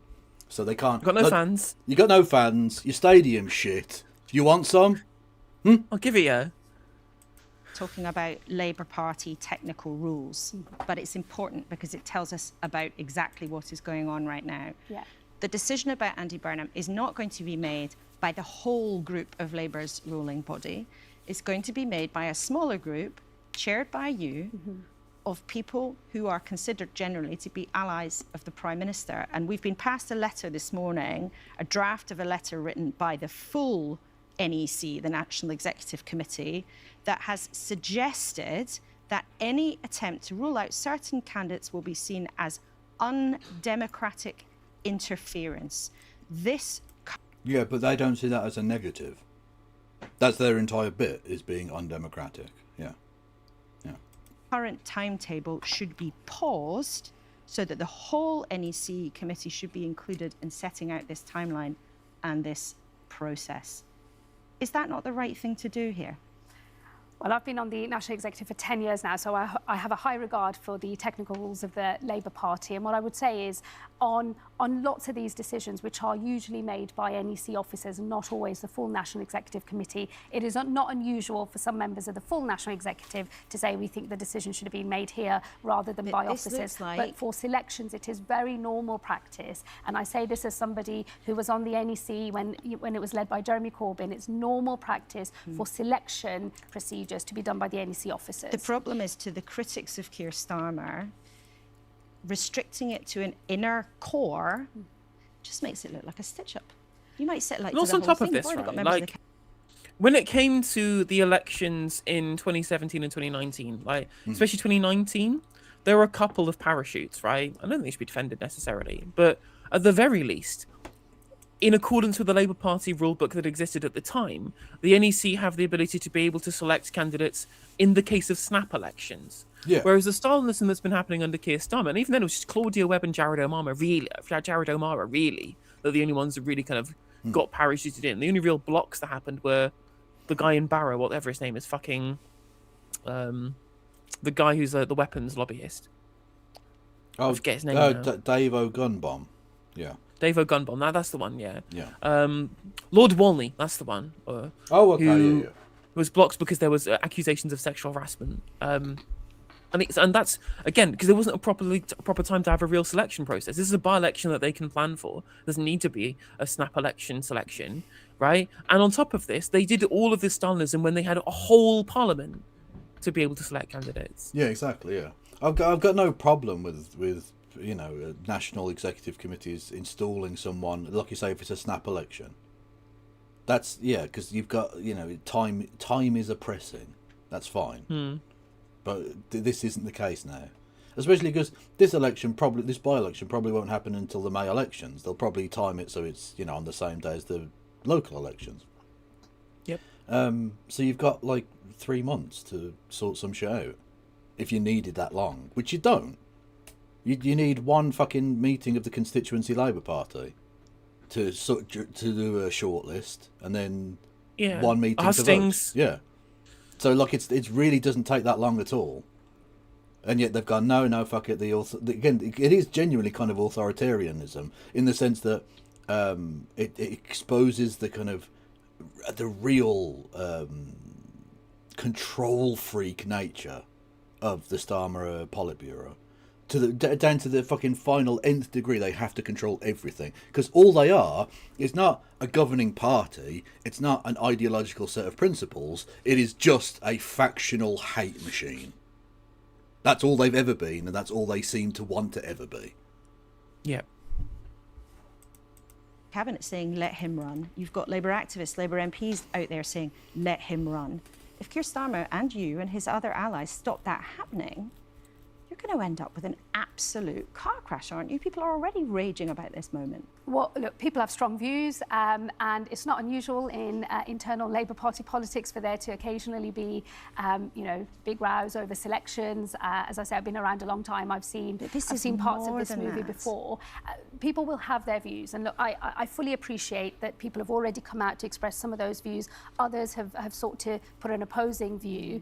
It's for the NEC officers to consider the issues in the round. There will be, I think, strong views in the room later on today, and my job is to make sure they're heard. I do appreciate how this looks to the country, by the way, and that's why, well, I urge all my colleagues that the most important thing to do, and I discussed this on your show before Christmas when there was other briefing as well, Labour governments don't come along very often, and it is our job to make the case to the country every day, to bring change in our country every single day, and to make the most of the great privilege of being the government of our country. Yeah, but as Home Secretary, the change you want to bring is getting rid of fucking jury trials. Jeremy Bentham's panopticon of surveillance. Yeah, like genuinely, like that's not a change that people want, and it's not a change that you fucking promised and therefore people voted for. It's just, it's shit. The change you're bringing is shit. Yeah, but we need to make the most out of the mandate that we've been given. Is we're getting kicked out after this term, so let's fuck up the country as much as we can with things that we never were voted for before people realise, right? But that the Tony Blair Institute want. Exactly. Let's talk then about what you want to do as Home Secretary. You want to make big changes to how the police work in England and Wales. Cut the number of forces and introducing a big national police force. What's the evidence that bigger forces are better? You know, the country's biggest force, the Met, has had some terrible problems. And when this happened in Scotland, Police Scotland was merged. 8 forces were put together. They've had their fair share of scandals too. What's your evidence that bigger is better? So these reforms are actually a full package. So it isn't just about having a smaller number of forces. Look, we do some good policing in this country, and we've seen the rates of serious violence like murder, like knife crime come down. But your viewers will know there is an epidemic of everyday crime in this country: shoplifting, phone theft, antisocial behaviour. It feels like those crimes often go unpunished. What I'm trying to do is design a new model for policing in this country, which means that we are capable. So let me get this right. It didn't work in Scotland. It didn't work with the Met. It's almost like all cops are bastards, and that it doesn't matter how you structure it. If they're bastards, they're just going to continue doing bastardry. Well, again, it's just that they're trying to fix something that's fundamentally broken by bollocking around with it and, you know, changing the stabilizers. And I'm like, no, like you need wholesale reform, changing the boundaries with which police forces are kind of attached to, having mega forces rather than small. Like, this is all you're doing is just bollocking around with it rather than fixing the actual key issues. Yeah, exactly. Just because you've got like some nice signage on the swamp doesn't mean it's not still a fucking swamp. Of dealing with all of that everyday crime, that it is punished, that communities can have confidence that those sorts of criminals won't be able to run amok, and handle have a national police service that can go after the international criminals and domestic criminals who don't respect borders. But what's the evidence that making these changes is going to make people feel safer in their own communities? Because I have to say, there's a lot of people in that policing world that think, actually, this is about you having to save money. No, that is absolutely not what these reforms are about. These reforms are about, is it not? These reforms are about making sure that we have a police service that can handle all of the different types of crime that we are seeing in this country. And frankly, what I would say to you, Laura, is we've had a broken model of policing in this country for decades. Most police chiefs that I talk to recognise that having 43 different forces that do everything 43 different ways, and some of those forces like... So it's literally just, we're going to save on admin by only having 8 PR departments instead of 42 or whatever. Well, that was the same argument that West Streeting made for abolishing NHS England, right? Yeah. It was just... I mean, it's also... I think the interesting thing is, I don't think it's necessarily she thinks it's bad to have disparate attitudes in different police forces or whatever. Sorry, police services, official vocab guidelines. But when it comes to how the government interact with those police forces, much easier for them to have direct control. It's much easier for them to meddle. It's much easier for them to be able to dictate their functionality if it's all being done from the top down with a larger administration rather than being devolved on a smaller level. This is the latest update in the Labour plan to devolve more power to the nations and regions. Yeah, literally, it's taking power further from the people. More centralised in Westminster. Yeah, yeah. Honestly, the authoritarianism of this government is... I didn't think they would be this bad. I genuinely didn't think they'd be this bad. But on every level, they've just gone, how can we coagulate more and more power in the hands of a small, corrupt elite? Well, they are literally the anti-populists. It's why their supporter base is so small, but so rabid, right? If you ever interacted with a Starmerite, they're genuinely crazy. It's because they are like so viscerally opposed to the idea of populism, mostly because they're the well-off elites that people are railing against. Yeah. And so they have to defend this awful status quo, which is why they also like the authoritarianism and won't attack it. And the worst thing about it all is not just that they're laying the groundwork for reform to be elected, but of course they're laying the groundwork for when reform gets elected, they're going to have all of these centralised levers of power to be able to do their evil machinations much more easily. Yeah, at the very least, all the stuff that Trump is using at the moment was set up by George Bush, right? Like, same flavour of cunt. But when it comes to the Labour Party, like, they are supposed to be, like, the opposition to this, and they're setting up all of the frameworks necessary for reform. Yeah. I mean, what next? They're going to build the fucking railway lines to the sites of the proposed concentration camps that Reform are going to set up? Like, what next? Exactly. How could you make their lives any fucking easier? How could you better lay the fucking the road to fascism? Yep. Mr. Starmer, KC. The Met handle counter-terror policing, not for London, but for the entire country. So the Met has this issue where it's got this big national capability. Oh, sorry, that's a good point. No, that's true. Katie's- They'd never build railways. Yeah, no, that's true. Yeah. True. Katie's pointing out that 2 of the NEC members who blocked Burnham are from USDOR and GMB, right? The union representatives on the Burnham blocking panel were fucking the good managers boys in the Cuck union. Yeah, literally the two every time. The 2 least unions ever. Apart from maybe the police union. Maybe is worse, I suppose. Tracks them away from doing policing for the rest of London. So the purpose of my reforms is to take all of those national responsibilities, like Sussex, for example, do all of the country's road policing. Well, they should worry about the people of Sussex. Take all of that into the National Police Service, so they do the things that have to be done at a national level, like counter-terror policing, like going after serious organised crime. And then you have regional forces that within them have local police areas whose one job and only job is to police their local areas and to deal with the everyday crime that we know breaks communities. When you look, though, at all of your ideas in sum, and there are all sorts of ideas, it is a big package of changes, it also looks like quite a power grab by the Home Secretary. I mean, you want the power back to sack chief constables. It definitely smacks of centralisation. Would you have sacked the West Midlands Police Chief, Craig Guilford, a few weeks ago if you'd had that power, after mistakes by his force came into the public domain? Well, I'll deal with that, but let me do the question on accountability. Honestly, it's so fascinating that he had to step down and all the rest of it. Look, you can murder 97 innocent people at a football game and face no repercussions. But if you just inconvenience a group of Israeli fascists, you will be forced out of your job. It's so true. It's so true. What's so tilting to me as well is that the real story here is that dumb, stupid shit brought up by an AI search not properly utilized is the reason why we're in this position. Yeah. It's because they fabricated some results because it was fabricated by AI. Yeah. And for Shabana Mahmood to use that as a justification for him being removed in his post, I'm just like, look, you're the AI government. Yep. You're the ones in bed with fucking Oracle and Palantir.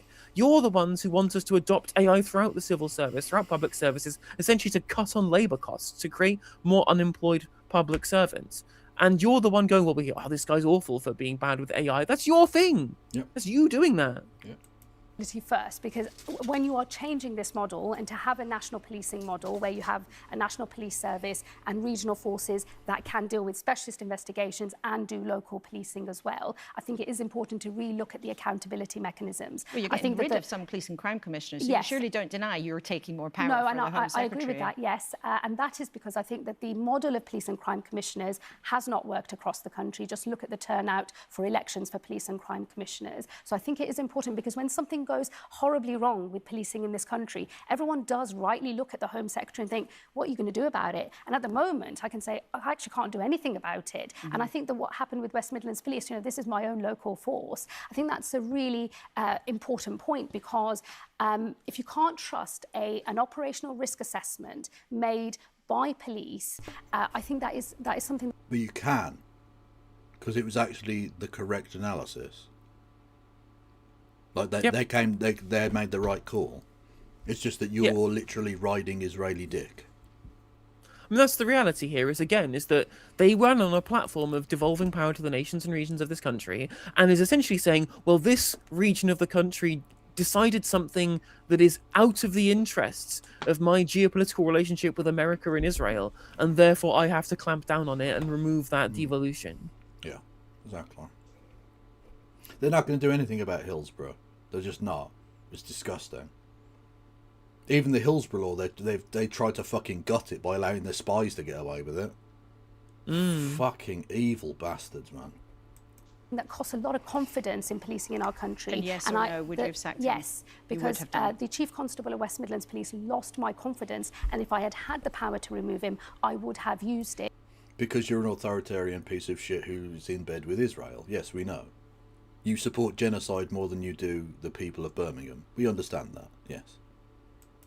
He's obviously already now gone, but I think for future cases, it is absolutely important that Home Secretaries, myself or others in the future, have the power to intervene when things have catastrophically broken down.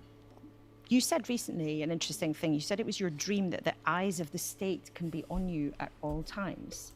Honestly, a sentence like that should have someone removed from this position immediately, because you're not suitable.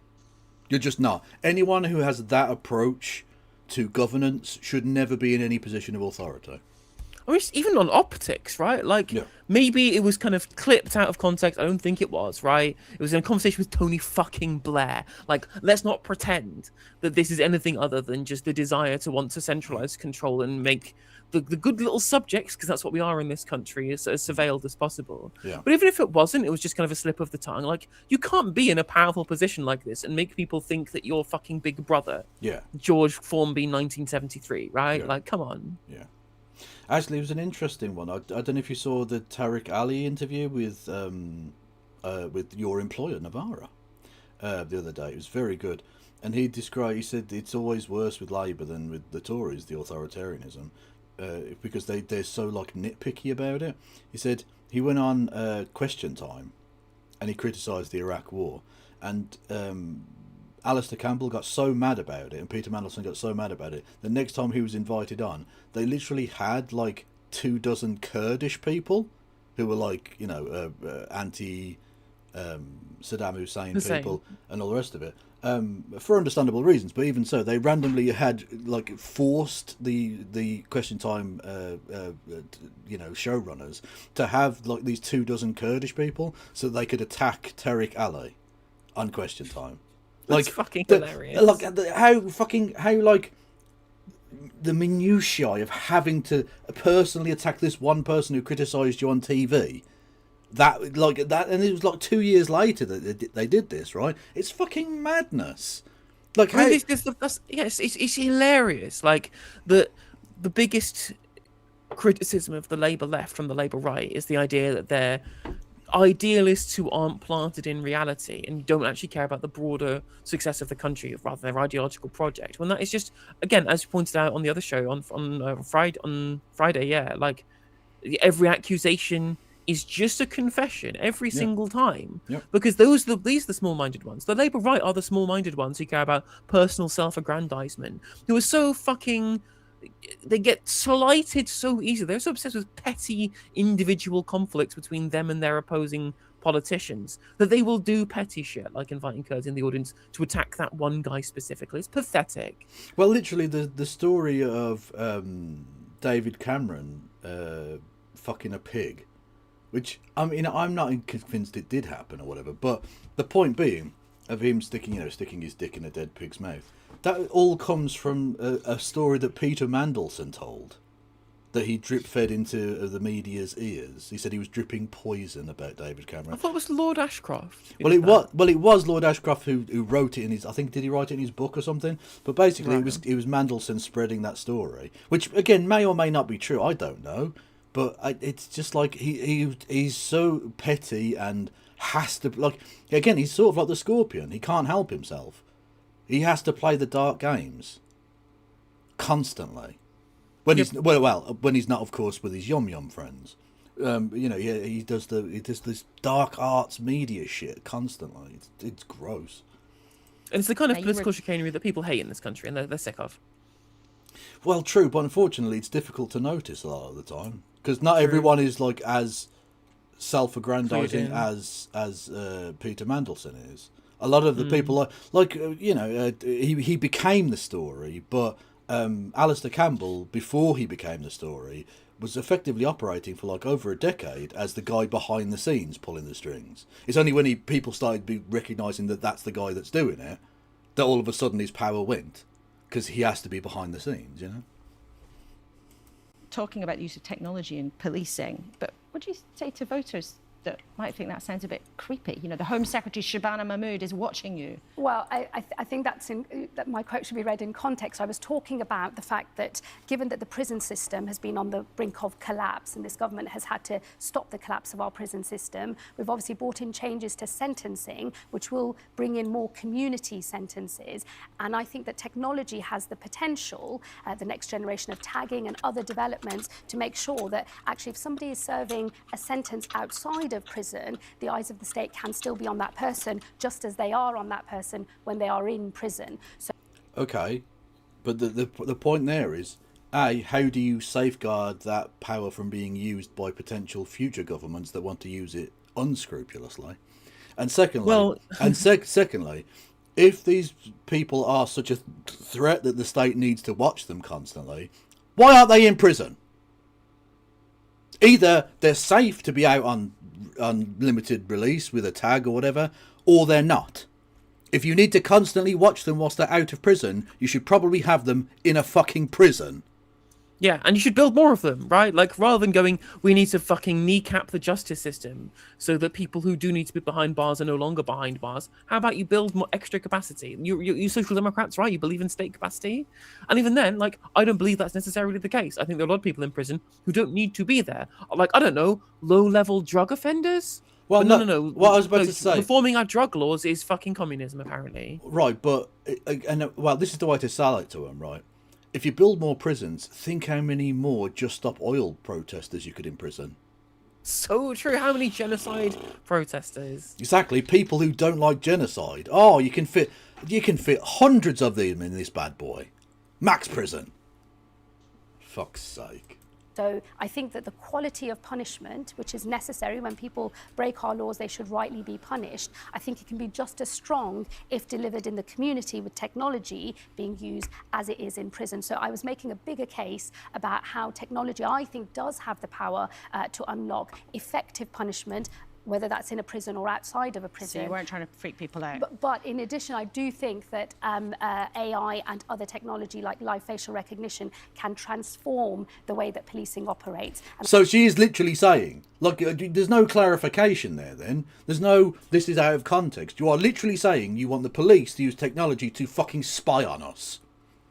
NSA shit, right? This is the stuff that led to fucking Edward Snowden having to seek asylum in fucking Russia. Yeah. Mad. And I will be setting out more proposals in that area as well. But we've seen with the Met, for example, over 1,000 extra arrests made because they've been using live facial recognition. It's important tech that I think can cut crime. And just very briefly, because we're out of time, the BBC reported a story this week about technology with cases of people filming women, sometimes in swimwear, with smart glasses, then uploading that footage to online, where it then got millions of views, and they sometimes were then harassed online. That's something that's not illegal at the moment. Filming without public consent is perfectly permitted, but is that something that the government should look at? Well, I think the ability of technology to be used in a way that can harass women, I think it's an ever-changing environment. We've taken action against intimate image abuse on nudification apps. So, you know, we take this stuff very, very seriously. We won't tolerate new modes of technology being used to you know, create more violence against women and girls, more harassment. So I will obviously look at what this case is showing. We've taken action before, we won't hesitate to take action again. Home Secretary, I know we literally have to let you go because you're off to go and chair that meeting that will decide Andy Burnham's fate. Maybe if it happens quickly, you can text in and tell us what the decision was, but it's always good to have you with us in the studio. Thank you very much indeed, Shabana Mahmood. Now then, it is a busy old morning and it's time for the next episode in our box set of interviews with the party leaders as 2026 gets into full swing. The Lib Dems at the moment have got more MPs than they've had in decades. There's Sir Ed Davey celebrating that success, and they've been racking up support in councils around the country. But it seems like it's the Greens and Reform who've been making the running in most of the last few months. The Lib Dem leader has been very punchy when it comes to the American president, but some people in the party are wondering why the Lib Dems aren't making up more ground. Because they don't stand for anything. They don't have any ideas. Well, that's the thing. It's the people in the Liberal Democrats are getting mad about how mogged they've been by the Green Party snatching up all of the Labour votes, which is actually all true. Like some Labour voters are moving to the Lib Dems, they're the second biggest defector group of Labour defectors, but the Liberal Democrats are also losing votes to the Tories as well, so they're staying pretty stationary. And in terms of where they'll fight, it'll be in very specific constituencies. They don't really have a bigger ceiling than they already have in terms of seat counts. They'll be piling up people in Somerset. You know, the people, no one's voting for the Lib Dems outside of Kingston and Surbiton or Twickenham or wherever. They're existing voter groups because they're the only ever voted in on the back of a tactical anti-Tory vote rather than any kind of ideological predisposition to what the Lib Dems are putting down as policy proposals, right? Yeah. Because they're not actually putting down any major policy proposals. Well, all other they than do is rejoin the EU. Yeah, exactly. Other than rejoin the European Union, because all they actually care about is just tinkering around at the edges on a fundamentally broken system. And even then they can barely pick up that many Labour defectors, because the thing that people vote Labour for, that Labour are actually doing, the Lib Dems oppose. Like taxing millionaire farmers or posh private school parents, or indeed increasing the employers' national insurance contributions to try and fund the NHS, right? The Lib Dems believe they can have this fucking rejoin bonus dividend from coming back into the EU that will just fund all of their election promises, rather than, admitting that in an aging population, taxes have to go up. Clearly, so many voters are up for grabs right now. Well, Sir Ed Davies with us in the studio. Always good to have you with us on a Sunday. Let's start then with President Trump. We discussed this with Greg Swenson from Republicans Overseas. He says Trump has done the right thing now to clarify his comments. Is that enough for you? Well, it's a sense of relief, and it's great that the King wrote that note and that Trump has backed down, because those comments were... That's all you've got to do to get like a fucking hand job on the TV, is write a letter. If you're the King, you can just write a little note saying, please don't be a massive prick to our service people. Thank you. And like they're all like, oh, excellent work, King. Oh, that's amazing. I would never have thought about a strongly worded letter. But again, this is, I mean, the royals, the sycophancy annoys me. They'll go like, oh, the grace with which she met with these people. She's shaking hands. She's shaking people's fucking hands. It's not difficult. And why are you praising this? Ah! This guy gets huge amounts of money from the Exchequer, ostensibly for the role of representing the country, and that is a job that literally anyone could do. The fact that fucking ancient octogenarians can do that job with consummate ease shows that it is not worth the money that we pay for it. No. I'm just saying, can we have Liz Truss back for a week? It needs to happen. Okay? Were awful. I've never seen so many families upset. Obviously, they've lost loved ones. Some of our veterans, of course, have got life-changing injuries because of the bravery they showed. And it was... Yeah, because of the bravery. That's brave imperial invasion. Yeah. Oh, God. I did like Frankie Boyle's line about... say what you like about the war in Afghanistan and Iraq, but we're going to have one hell of a Paralympics team in a few years. And then, like, you watch the Paralympics and it's like the Paralympics rugby team is like mostly ex-service people who had their legs blown off. Like, it wasn't even a joke. It was just a statement of reality. Quite appalling for President Trump to make those comments. So I'm relieved he has backed down, grateful for the King for his intervention. It doesn't change my view of Donald Trump, I have to say, and it doesn't change my view that this government's approach to Donald Trump is not the right one. But when it comes to Donald Trump, do you think he's fundamentally right about defence? No, because of the way he's supported, I think, Vladimir Putin in some of the aspects of the Ukraine. He is right to say that NATO, and particularly in Europe, needs to step up and increase defence spending, and he's been part of... Again, it's a uni party in Westminster. All three of them. Three cheeks of the same arse. All of them. You want to spend fucking tuppence halfpenny on anything that actually improves the country, like roads and rail and fucking hospitals and schools. Oh, we can't afford that. We're going broke. Then all of a sudden, fucking Raytheon or Boeing or whatever want to come along and have a new contract, new fucking multi-trillion-dollar contract. All of a sudden, the magic money tree. It's not just a magic money tree, it's a magic money forest. literally. And these are the people, not only are the ones being totally contradictory when it comes to how the state can spend money depending on which department is the one who wants more of that money, right? This is literally coming from a guy who is a fucking minister, a cabinet minister in the coalition austerity government, right? Yeah. He was the one who cut the military budget in the first place. Yeah, exactly. Yeah. The way that has changed our debate, but so has Vladimir Putin. And I think capitals across Europe are deeply troubled, rightly, that Vladimir Putin poses a new style of threat. And that's why Liberal Democrats have argued that we need... But I mean, we can't really talk about this because as members of the Green Party, we're high on drugs, soft on Putin. Which is ironic, given the fact that, as Ben points out, Ed David said the Ukraine, which is how Russians describe it, i.e. as the borderlands, and not borderlands the country. Yeah. As in the borderlands of Russia. Tish, fucking Red Ed. Yeah, I said it. Need to increase defence spending. Today we've called on the government to issue war bonds so we can increase the amount of money available. Oh, you are a minge. War bonds. We are not at war. What? War bonds? You're a joke. You're actually a fucking joke, mate. You're embarrassing. Weird. It's weird. Calling them war bonds is so... Sorry, I'll start that again. Calling them war bonds is so funny because it's literally a total admission that there is a magic money tree for bombs. Yeah. Because that's what he's saying. He's essentially saying engage in Keynesian militarism, engage in deficit spending through these very specific deficit products that we're going to use to finance arms. But we're not at war. War bonds for what? What? Ukrainian war bonds? Well, you know who could do that? The fucking Ukrainian government, because that's what a war bond is supposed to be. We're not at war.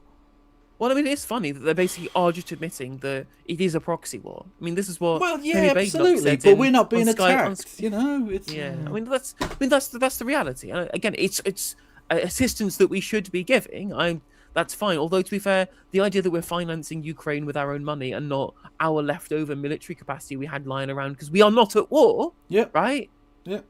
Exactly. Yeah, we're not at war. Britain is a joke. It's a fucking joke place. It really is. To invest in defence far more quickly. The government say they want to do that, but they haven't actually shown how we're going to get to 3% of GDP by the end of this decade. Do you think we're at war? I think we are almost like a Cold War type scenario, aren't we? We've seen... Which wasn't a war. Like, it was called the Cold War because it wasn't a hot war. It wasn't a war. There weren't war bonds. Yeah. I mean, it was a war that took place in the global south with proxies for the great powers. Exactly. There was no actual war between the United States and the Soviet Union. We would send like guns to Congo or wherever, but we wouldn't like the British Army. Well, actually, the British Army did operate in some parts, but mostly it was like proxies and stuff. We weren't under attack. At no point did Moscow like bomb us, and we didn't bomb them. Because mutually assured destruction, etc. Like, and there weren't war bonds. No one did fucking Cold War bonds. It's ridiculous. Sorry, Moronak asks, who is Ukraine a proxy for exactly? This is this existential war for them. Well, that's true. This isn't the idea that somehow Ukrainians fighting for their country are somehow not desiring of, or not justified in being supported, right? Yeah. But the issue is that it's not about the Ukrainians, it's about the approach to the conflict of Western powers. Well, exactly. The Westerners aren't doing this because they have this fundamental care about Ukraine. We know they don't care about international sovereign borders because of what's happening with America and NATO at the moment. We know that's not true. But they're supporting it because they want to hurt Russia, not because they want to help Ukrainians. Yeah, in every proxy war, it's not that the people on the ground don't believe the things that they believe and are fighting for the things they think they're fighting for. Because that is true. No one's like...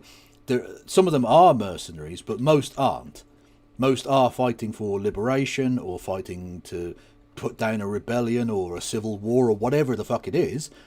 It's the people funding that. It's the people sending weaponry to them. It's the people giving money to these different sides and why they're doing it that makes it proxy. Because the USSR and America, mostly during the Cold War, though of course Britain and various other places were involved, would fund alternate sides of like a civil war Not because the people on the ground didn't believe in the things that they were fighting for, but because if you back one of your side and your side wins, you get a proxy government. You get a friendly government in that area, and you deny a friendly government to your opponent. That's the proxy element of it. So the people of Ukraine are fighting a righteous battle for their own fucking survival. They're not the people that are. They're the people being used rather than being the proxy itself. And it's Russia doing its imperialism, and America and Britain and Germany and France doing imperialism on the other side. I mean, it's not necessarily, I guess, it's imperialism on the other side, because it is the sovereign borders being defended here. No, it absolutely is. Look, America wants the fucking minerals. The countries of Europe want Russia to be destroyed. That's what's happening there. It's imperialism. It's not colonialism, but it is definitely imperialism. Yeah. That's true. That's true. Right? Like, no one is saying that. When you look at, say, the Angolan civil war, for example. Yeah. Like, no one's saying that UNITA and the MPLA were only doing this because the USSR and America told them to. They were fighting for the future of Angola post-colonialism. Yep. And it's just that the Soviet Union were fighting for the people who were post-European colonialism, and the Europeans were fighting on the other side. And it's why the MPLA were correct. Yeah. And why, despite all of the correct and justified criticisms of the USSR globally, you should be doing those things. You should be criticizing internal politics, especially of the USSR. It is good, in fact, that they backed anti-colonial movements in the global south. Like, it just is good. Yeah. And actually, I'll in the same way that it's good that Europe and America back Ukraine. Yeah. It's good that they back them, but the idea that it's being done for benevolent ends is nonsense. Likewise, it wasn't when the USSR backed the MPLA. Yeah. And I'll say this, for all of the criticisms I've had of East Germany were one of the best countries in terms of supporting revolutionary post-colonial struggles throughout the world, even though they were a small country with a relatively small GDP. They did a lot. Likewise with Yugoslavia, right? They were, whilst other countries were busy fighting proxy wars, they were out there sending Yugoslav builders out to build infrastructure in Africa. Yeah. And even, like, fucking Cuba, literally up until the present day, they sent fucking third world country Cuba sent doctors to Italy to help with COVID. They sent it to the fucking 6 counties. Yeah, mad during shit. the pandemic. Yeah. That's fucking amazing. Given all that Cuba has been through over the last 60 years, for them to even have the resources and the care to do that. To countries that are actively participating in their blockade. But they don't want, innocent Italians to die. Absolutely wonderful. That's international solidarity, and I'm very much here for it. A lot of evidence of Russia using drones, using their submarines, the shadow fleets and so on. This is a serious threat, and we need to move far faster than the government's been doing. We've seen, for example, Poland using things like we're now arguing for these war bonds to increase their defence spending quickly, and we need to... Because you're a fucking idiot. Just use tax money. Why are you doing war bonds? We're not at fucking war! Or just use regular bonds. Yeah. Like, I mean, but again, I also don't want to do military Keynesianism. I would like to do welfare Keynesianism and infrastructure Keynesianism, please. Yeah. Particularly with the approach of Donald Trump, is that what we have understood for over 75 years, that the NATO alliance would hold together. There has to be a question, I regret to say, deeply regret to say, because of President Trump, there has to be a question about whether we can rely on the United States. And with him in the White House, they're no longer a reliable ally.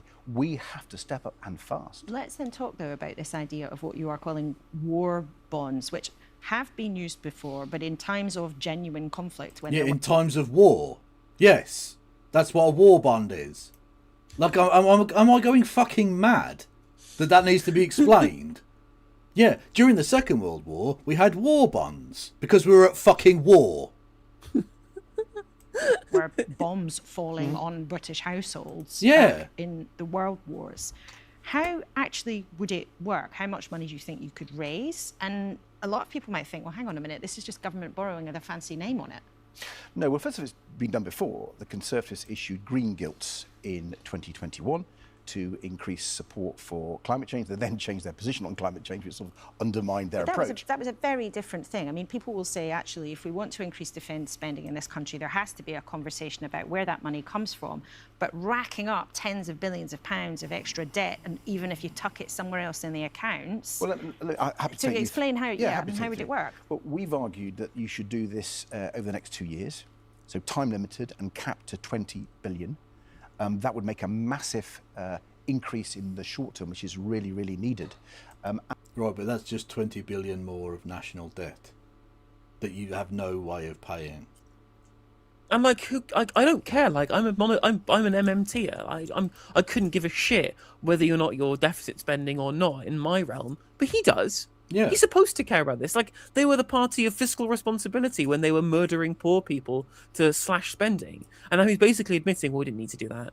All those poor people that died when we were literally in government for the first time in history as the Liberal Democrats, right? The only time we've ever been close to power in this country, and we used it to murder the poor because of nonsensical stuff about the necessity of cutting back during the good times, right? Now going, oh, well, it's the bad times, gotta build the bombs. I'm like, hang on a minute, what about all the kids you killed? But 5p bag tax. And I think they're both a psychological impact, not just on the public wanting to support patriotically our defence, but also institutional investors knowing it was hypothecated and was going to our defence industry.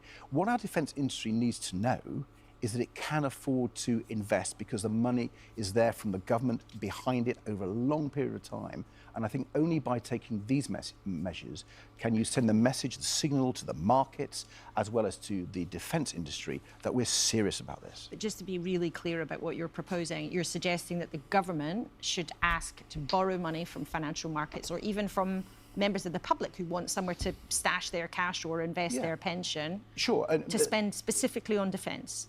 I think everyone can see that since the last election, things have changed dramatically. The way that Putin is prosecuting that war, but as significantly, the attitude of Donald Trump to supporting European defence. And therefore, because there's been that change, we need a step change in the speed that we rearm as a country, working with our European allies, working with our Commonwealth allies, and we're calling on this. And it's not just money, by the way. We need to look at other things.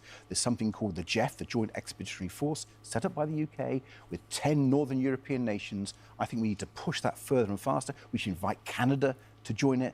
We need to take this way more seriously than I think many people are. But isn't calling for more borrowing... I kind of agree with that.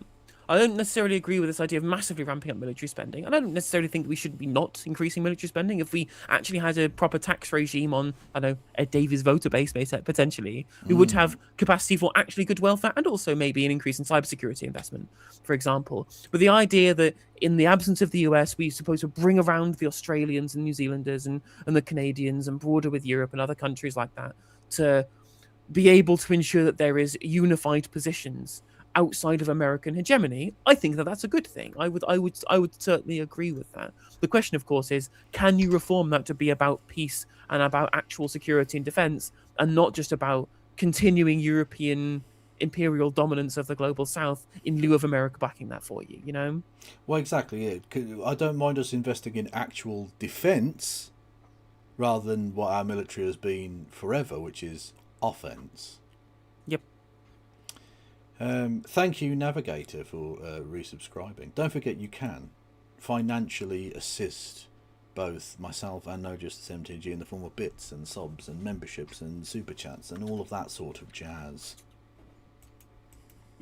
Avoiding a much harder conversation about the way that the public pie is currently split up in this country with ever-growing budgets on welfare and the NHS. It isn't a pie. Isn't the really courageous conversation to have as an opposition party? Might that not be to say you've got to have a long, hard think about all of that? Well, we're up for those conversations and we've been engaging with them. I think I've done that with you on previous interviews. But to be fair, we have talked about a digital services tax being increased significantly. We could raise a lot more money. That's been done in other countries. We've talked about a European rearmament bank. Because I think you've got to work with Europe. So there's a whole set of ideas that we put forward. And we're... Listen to yourself, you cunt. A rearmament bank. Do you want to sound like any more of a twat? Well, that's the thing, as Ben Sharp correctly points out in chat. In 2019, when Jeremy Corbyn was proposing a public investment bank and a cooperative bank, he was suddenly saying how in 2019 that the Tories and Labour were competing to bankrupt Britain, right? And that really mattered to Ed Davey when Corbyn wanted to spend all good stuff that helps people. But now there are American military contractors who require funding, who require money, right? Well, this sounds like bomb communism to me. Bomunism. Communism. Yes. Fucking mad shit. We're up for all those conversations. We've called for cross-party talks because if we're going to go beyond 2030 to 3.5%, that's hugely significant, and I think we'll need consensus. So we're up for that debate. Let's then talk a bit more about Donald Trump. I mean, you have deliberately, I think, and I think with some vigour, been pretty rude about Donald Trump. You've made it clear, like many people in your party and perhaps many viewers, you're very angry about how he's behaved. If you were Prime Minister, which of course is your ultimate ambition, would you call him things like a bully and an international gangster? I think my language might be a little more nuanced. I think that's fair to say. But So you're doing it for headlines? No, my approach will be the same. I'm trying to make sure that the Prime Minister hears that he has to change his approach because it hasn't worked.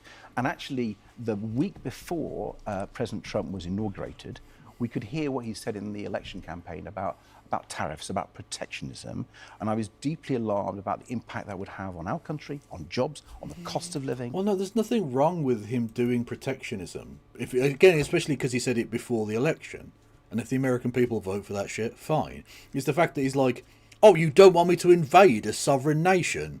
Tariffs! That's not okay. Yeah. Like he isn't. The thing is, he isn't doing protectionism. No, he is doing international belligerence. Right? He's using tariffs as leverage. He's not using them to kind of back up some kind of industrial policy program. Exactly. This is not This is not a well thought through economic plan. He put tariffs on fucking penguins. Exactly. Like, because if you want to look at somebody who is alarmingly doing industrial policy and protectionism, there's Joe Biden. That's what Joe Biden did. Joe Biden. He did the Inflation Reduction Act, the IRA. Massive fan of the IRA. He was a big fan of the IRA, right? He did a massive industrial policy program where he ran 7% deficits, and he put tariffs on actual completed industrial products coming into America that would undercut the rate that they would pay for those same industrially completed products built in the United States, therefore protecting the jobs of the people who make those finished industrial products. And if you tariff the component parts of those industrial products, all you do is make it more expensive to build in America and harder for the public to afford them. You can't really argue he's doing protectionism when he's putting tariffs on coffee, when America literally doesn't have a coffee industry because you can't grow coffee in the United States. Exactly. Like, you're not there's not an industry to protect. What the fuck? No, 100%. He's not. But again, it has nothing to do with industrial policy programming. Because again, if it was actually to do with industrial policy, he would be funding a bunch of the things that were in the IRA, which he cancelled. He cancelled all the green subsidies. He cancelled all the investment into red states, into like fucking Marjorie Taylor Greene's constituency, her house district, and a load of funding from the IRA that Trump cancelled. Are you suggesting that you want Donald Trump to fund the IRA? I do. I am 100% suggesting that. No, fair enough. Fair enough. Police, go get her. You've got the clip it, chat. Send it to the Met. So I made a speech about us joining the customs union. So we had other alternatives, and that is the strategy that I've advocated. Alternatives to President Trump and the US. While they're this is really important. While they're no longer a reliable ally on the economy or on defence, we have to look at alternative coalitions. I talked about an economic coalition of the willing, a military. Oh God, you can't just add words to things. It's not a war bond. It's not an economic coalition of the willing. It's just bollocks. You want to rejoin the EU, just say it. Yeah, it's an alternative geopolitical bloc. That's it. Yeah. Right? You're creating a new relationship. It's not a fucking coalition of the willing. Yeah. Oh, apparently you can grow it in Hawaii, but they don't. Okay, well, so the point stands then. The point stands. They don't have an internal coffee-producing industry. No, exactly. Yeah. But what's funny is his idea of an economic coalition of the willing is going, well, maybe in a world where tariffs are happening, let's continue to be part of geopolitical trade relationships, which makes jobs leave the country. Yeah, awesome. military coalition, the willing. That is serious politics, and I'm afraid the Prime Minister hasn't stepped up. But by being less rude than you, the Prime Minister has actually managed to get the UK a better trade deal with the US than any other country. And you've admitted if you were in his job, you wouldn't be able to be as rude. No, the trade deal that I won, the customs union with the EU... would But be that's a different point. No, let me finish. It would yield far more for our country, and actually the Europeans got a much better deal than people actually thought. And here's the point. How did we get Trump to back down on Greenland? It wasn't the UK. It was the EU saying we've got a bazooka of retaliatory tariffs. That hit the US stock market. No doubt President Trump's billionaire friend said, hold on a minute, this is hitting us in the pocket, Donald. Also, he was never going to do anything. This was a distraction from Venezuela, which was a distraction from him having raped children. Sometimes it may be good, sometimes it may be shit. He was never going to invade Greenland. I mean, I actually don't know whether I believe whether he was or not. Because you know full well it could just be they wanted more access to Greenland's resources. Because there is a big case to be made that actually there really is a large contingent of people friendly with the presidency who do want to own Greenland. Because it's a cold place to put AI data centers. There are lots of natural resources, apparently trillions of dollars of natural resources buried in the Arctic for them to dig up, obviously to the detriment of all of the rest of the people who have to deal with the heating world that we're going to be living in. And the AI fucking weirdo New World Order bellends like Peter Thiel and stuff like that have links to the kind of company towns that were happening in Honduras under the same company, who was the person, part of that, who was advising Trump in terms of Greenland. So there's a really big kind of constituency of people all linked together who support this kind of new political dynamic because they want to be able to use it as an excuse to be able to usurp democracy. Possibly, but I genuinely think he was just using it as a distraction. Look at anything but the thing that that he's done, right? The fact that, or as leverage, or as well, and I mean, it might be a multifaceted strategy. I think he should back down, and the European Union's got him to. Well, have you been inside Donald Trump's brain? I mean, look, lots of people have been making guesses. Really don't want to David go Lammy claimed that it was about UK pressure. Who knows? It may well have been a bit of both, but I think you certainly can't say categorically why Donald Trump stepped back from pressure. You can't say anything categorically about Donald Trump, and that's the problem. He's so unpredictable, and I really worry for America, actually. I think he's doing great damage to their economy and their standing in the world. Let's talk about your standing. True. I saw there was someone complaining on Twitter about the word yank being used as a slur. And someone said, oh, no one's using it as a slur. And someone posted the Hans Mollman's bit of like, I was using yank as a slur. Yeah, and I had to retweet that because, I use yank as a slur. To be fair, we should take a leaf out of the Aussie playbook and call them seppos. What the fuck is that? What? It's short for septic tank, which is rhyming slang for yank. Seppos. Australia isn't real, I've decided. So therefore, it doesn't matter that we lost the Ashes because it's not even real. I mean, why? I mean, it's even more embarrassing because it means we're losing to people who call flip-flops thongs. They do. Oh God. Ugh. Then, because the Lib Dems had a great general election in terms of extra bums on seats on the green benches, but when you look at recent polling, you've been lagging behind Reform. The Greens are absolutely been romping up. Romping. Oh, romping. You'll love to see it, chat. Where's throbbing? I can't find throbbing on the... There it is. Throbbing. There we go. And it's interesting, you have more than 10 times the number of MPs than Reform. But if you look at party membership, where the kind of excitement is in politics right now, we've been taking a look at the numbers. And the Green Party is now at 170,000, Reform more than 270,000.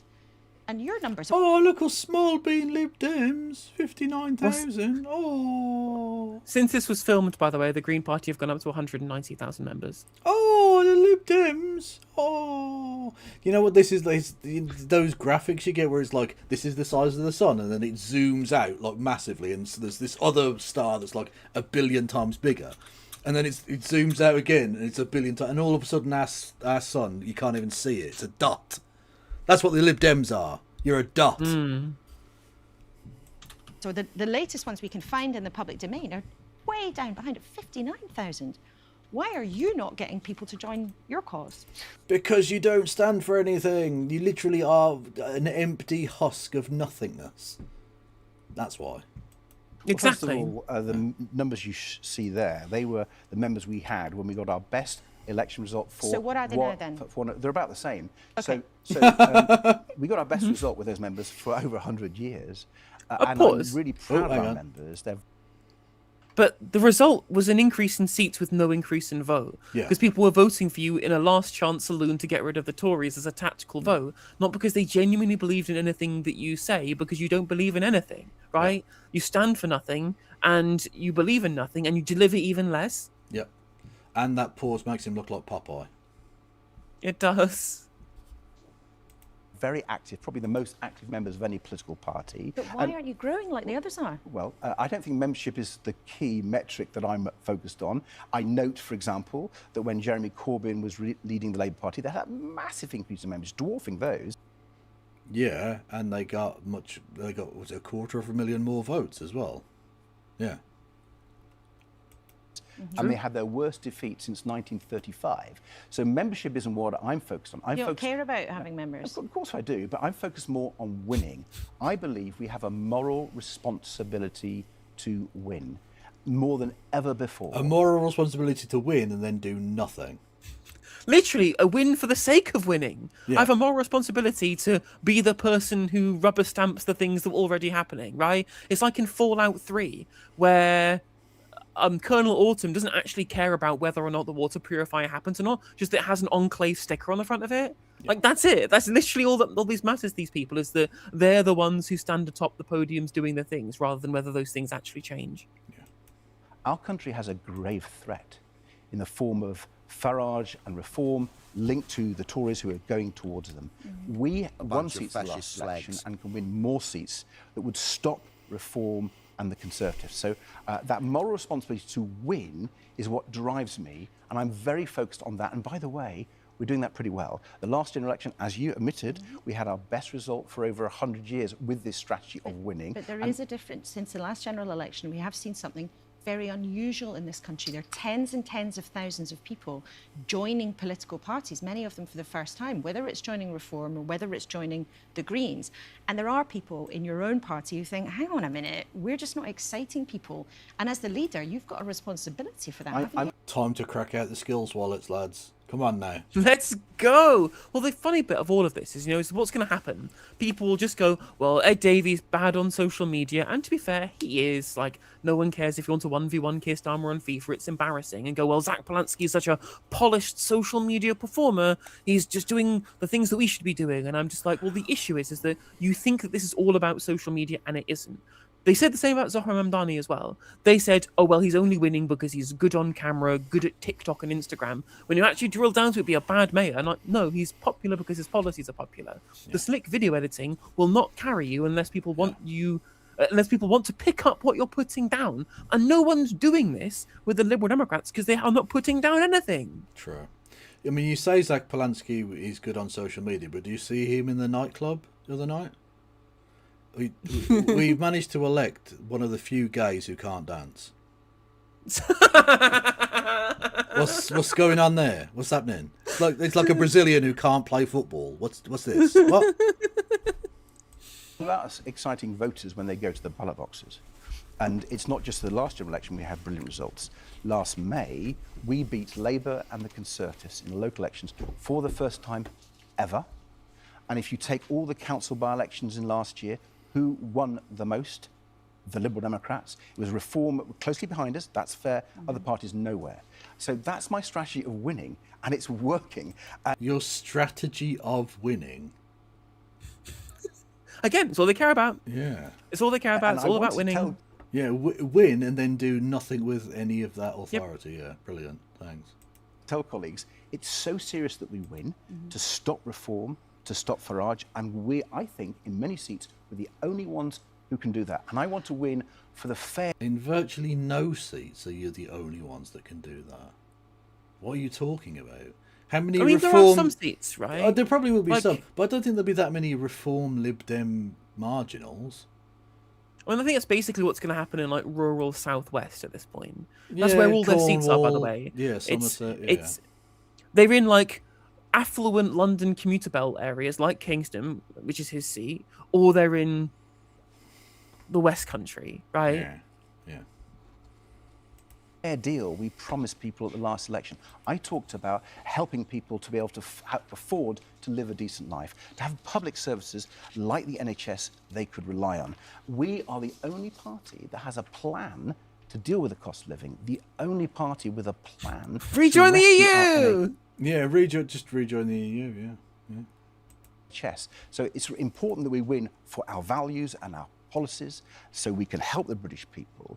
It's also important that we stop Nigel Farage and the Conservatives backing him, a coalition of chaos which would damage our democracy fundamentally, possibly forever. It's just... Sir Ed, thank you very much. These people literally live in a version of politics that's like a decade old, right? Just hawking up coalition of the willing, coalition of chaos, all this stuff that's just been tried and tested in a different political era, and pretending that the existing political era is in any way the same, which it just isn't. No, but you know what he is, Davey? Strong and stable. The adult in the room. Yeah, he wants a red, white, and blue. What's the Britain? I suppose. Britain, yeah. Yeah. Re-entrance. Like re-entrance. Anyway, whatever. Yeah. He's. I mean, to be fair, given that he was in government a decade ago. No, actually, was it? Yeah, just about. That's the era of politics that I think chimes with him the most, because it was the bit where he felt successful, I guess. Yeah. Yep. And he's just old. So. Also true. Reinsertion. That's a bit. That's a bit spicy. Anyway. Yeah. I mean, do we care about the rest of this shite? It's 5 p.m, so I need to go. So. Yeah. No. Okay. Well, yeah. We'll leave it there then, I think. Yeah. No worries. I think I'm going to raid into the Novara Media Prelude on the YouTubes, and I was thinking Gremlo on Twitch. Yeah, we can go. We can do a bit of Gremmers. Yeah. Some definitely not clout chasing. No. By raiding into the guy with 1,000 viewers. True. Although I am friends with him on Discord, so you know. I mean, we're Twitter mutuals, like. Oh, mutuals! Oh. So I remember when he was getting double-digit viewers, and he's really gone from strength to strength. You know what? You love to see it. Absolutely. Yeah, everyone going solo to Gremlo. Also, your by-election is on February 26th, by the way. Mark it in your diaries. Yeah. I'll see you on the streets of Gorton and Denton campaigning, because I will be there. Yes, you have to keep us updated on the ground game. Might do a video. Might do a vlog. Yes. Campaign vlog. Nice. Who is going on to thing? No one. Basically, YouTube. Go and be happy. Okay. Yeah. Free Palestine. Everyone, go follow. Go follow Kevin Logan. Do it, chat. I order you to follow Kevin Logan. Go and follow No Justice MTG. She's literally famous. I am quite. I mean, people stop me on the street because of how famous I am. Exactly. She can't even just walk to the fucking train station without being harassed by stalkers. Ridiculous. But yes, please go and follow each of us, and also Free Palestine and Free Kurdistan and Free Sudan, all the good stuff. Yeah. Bye. Bye.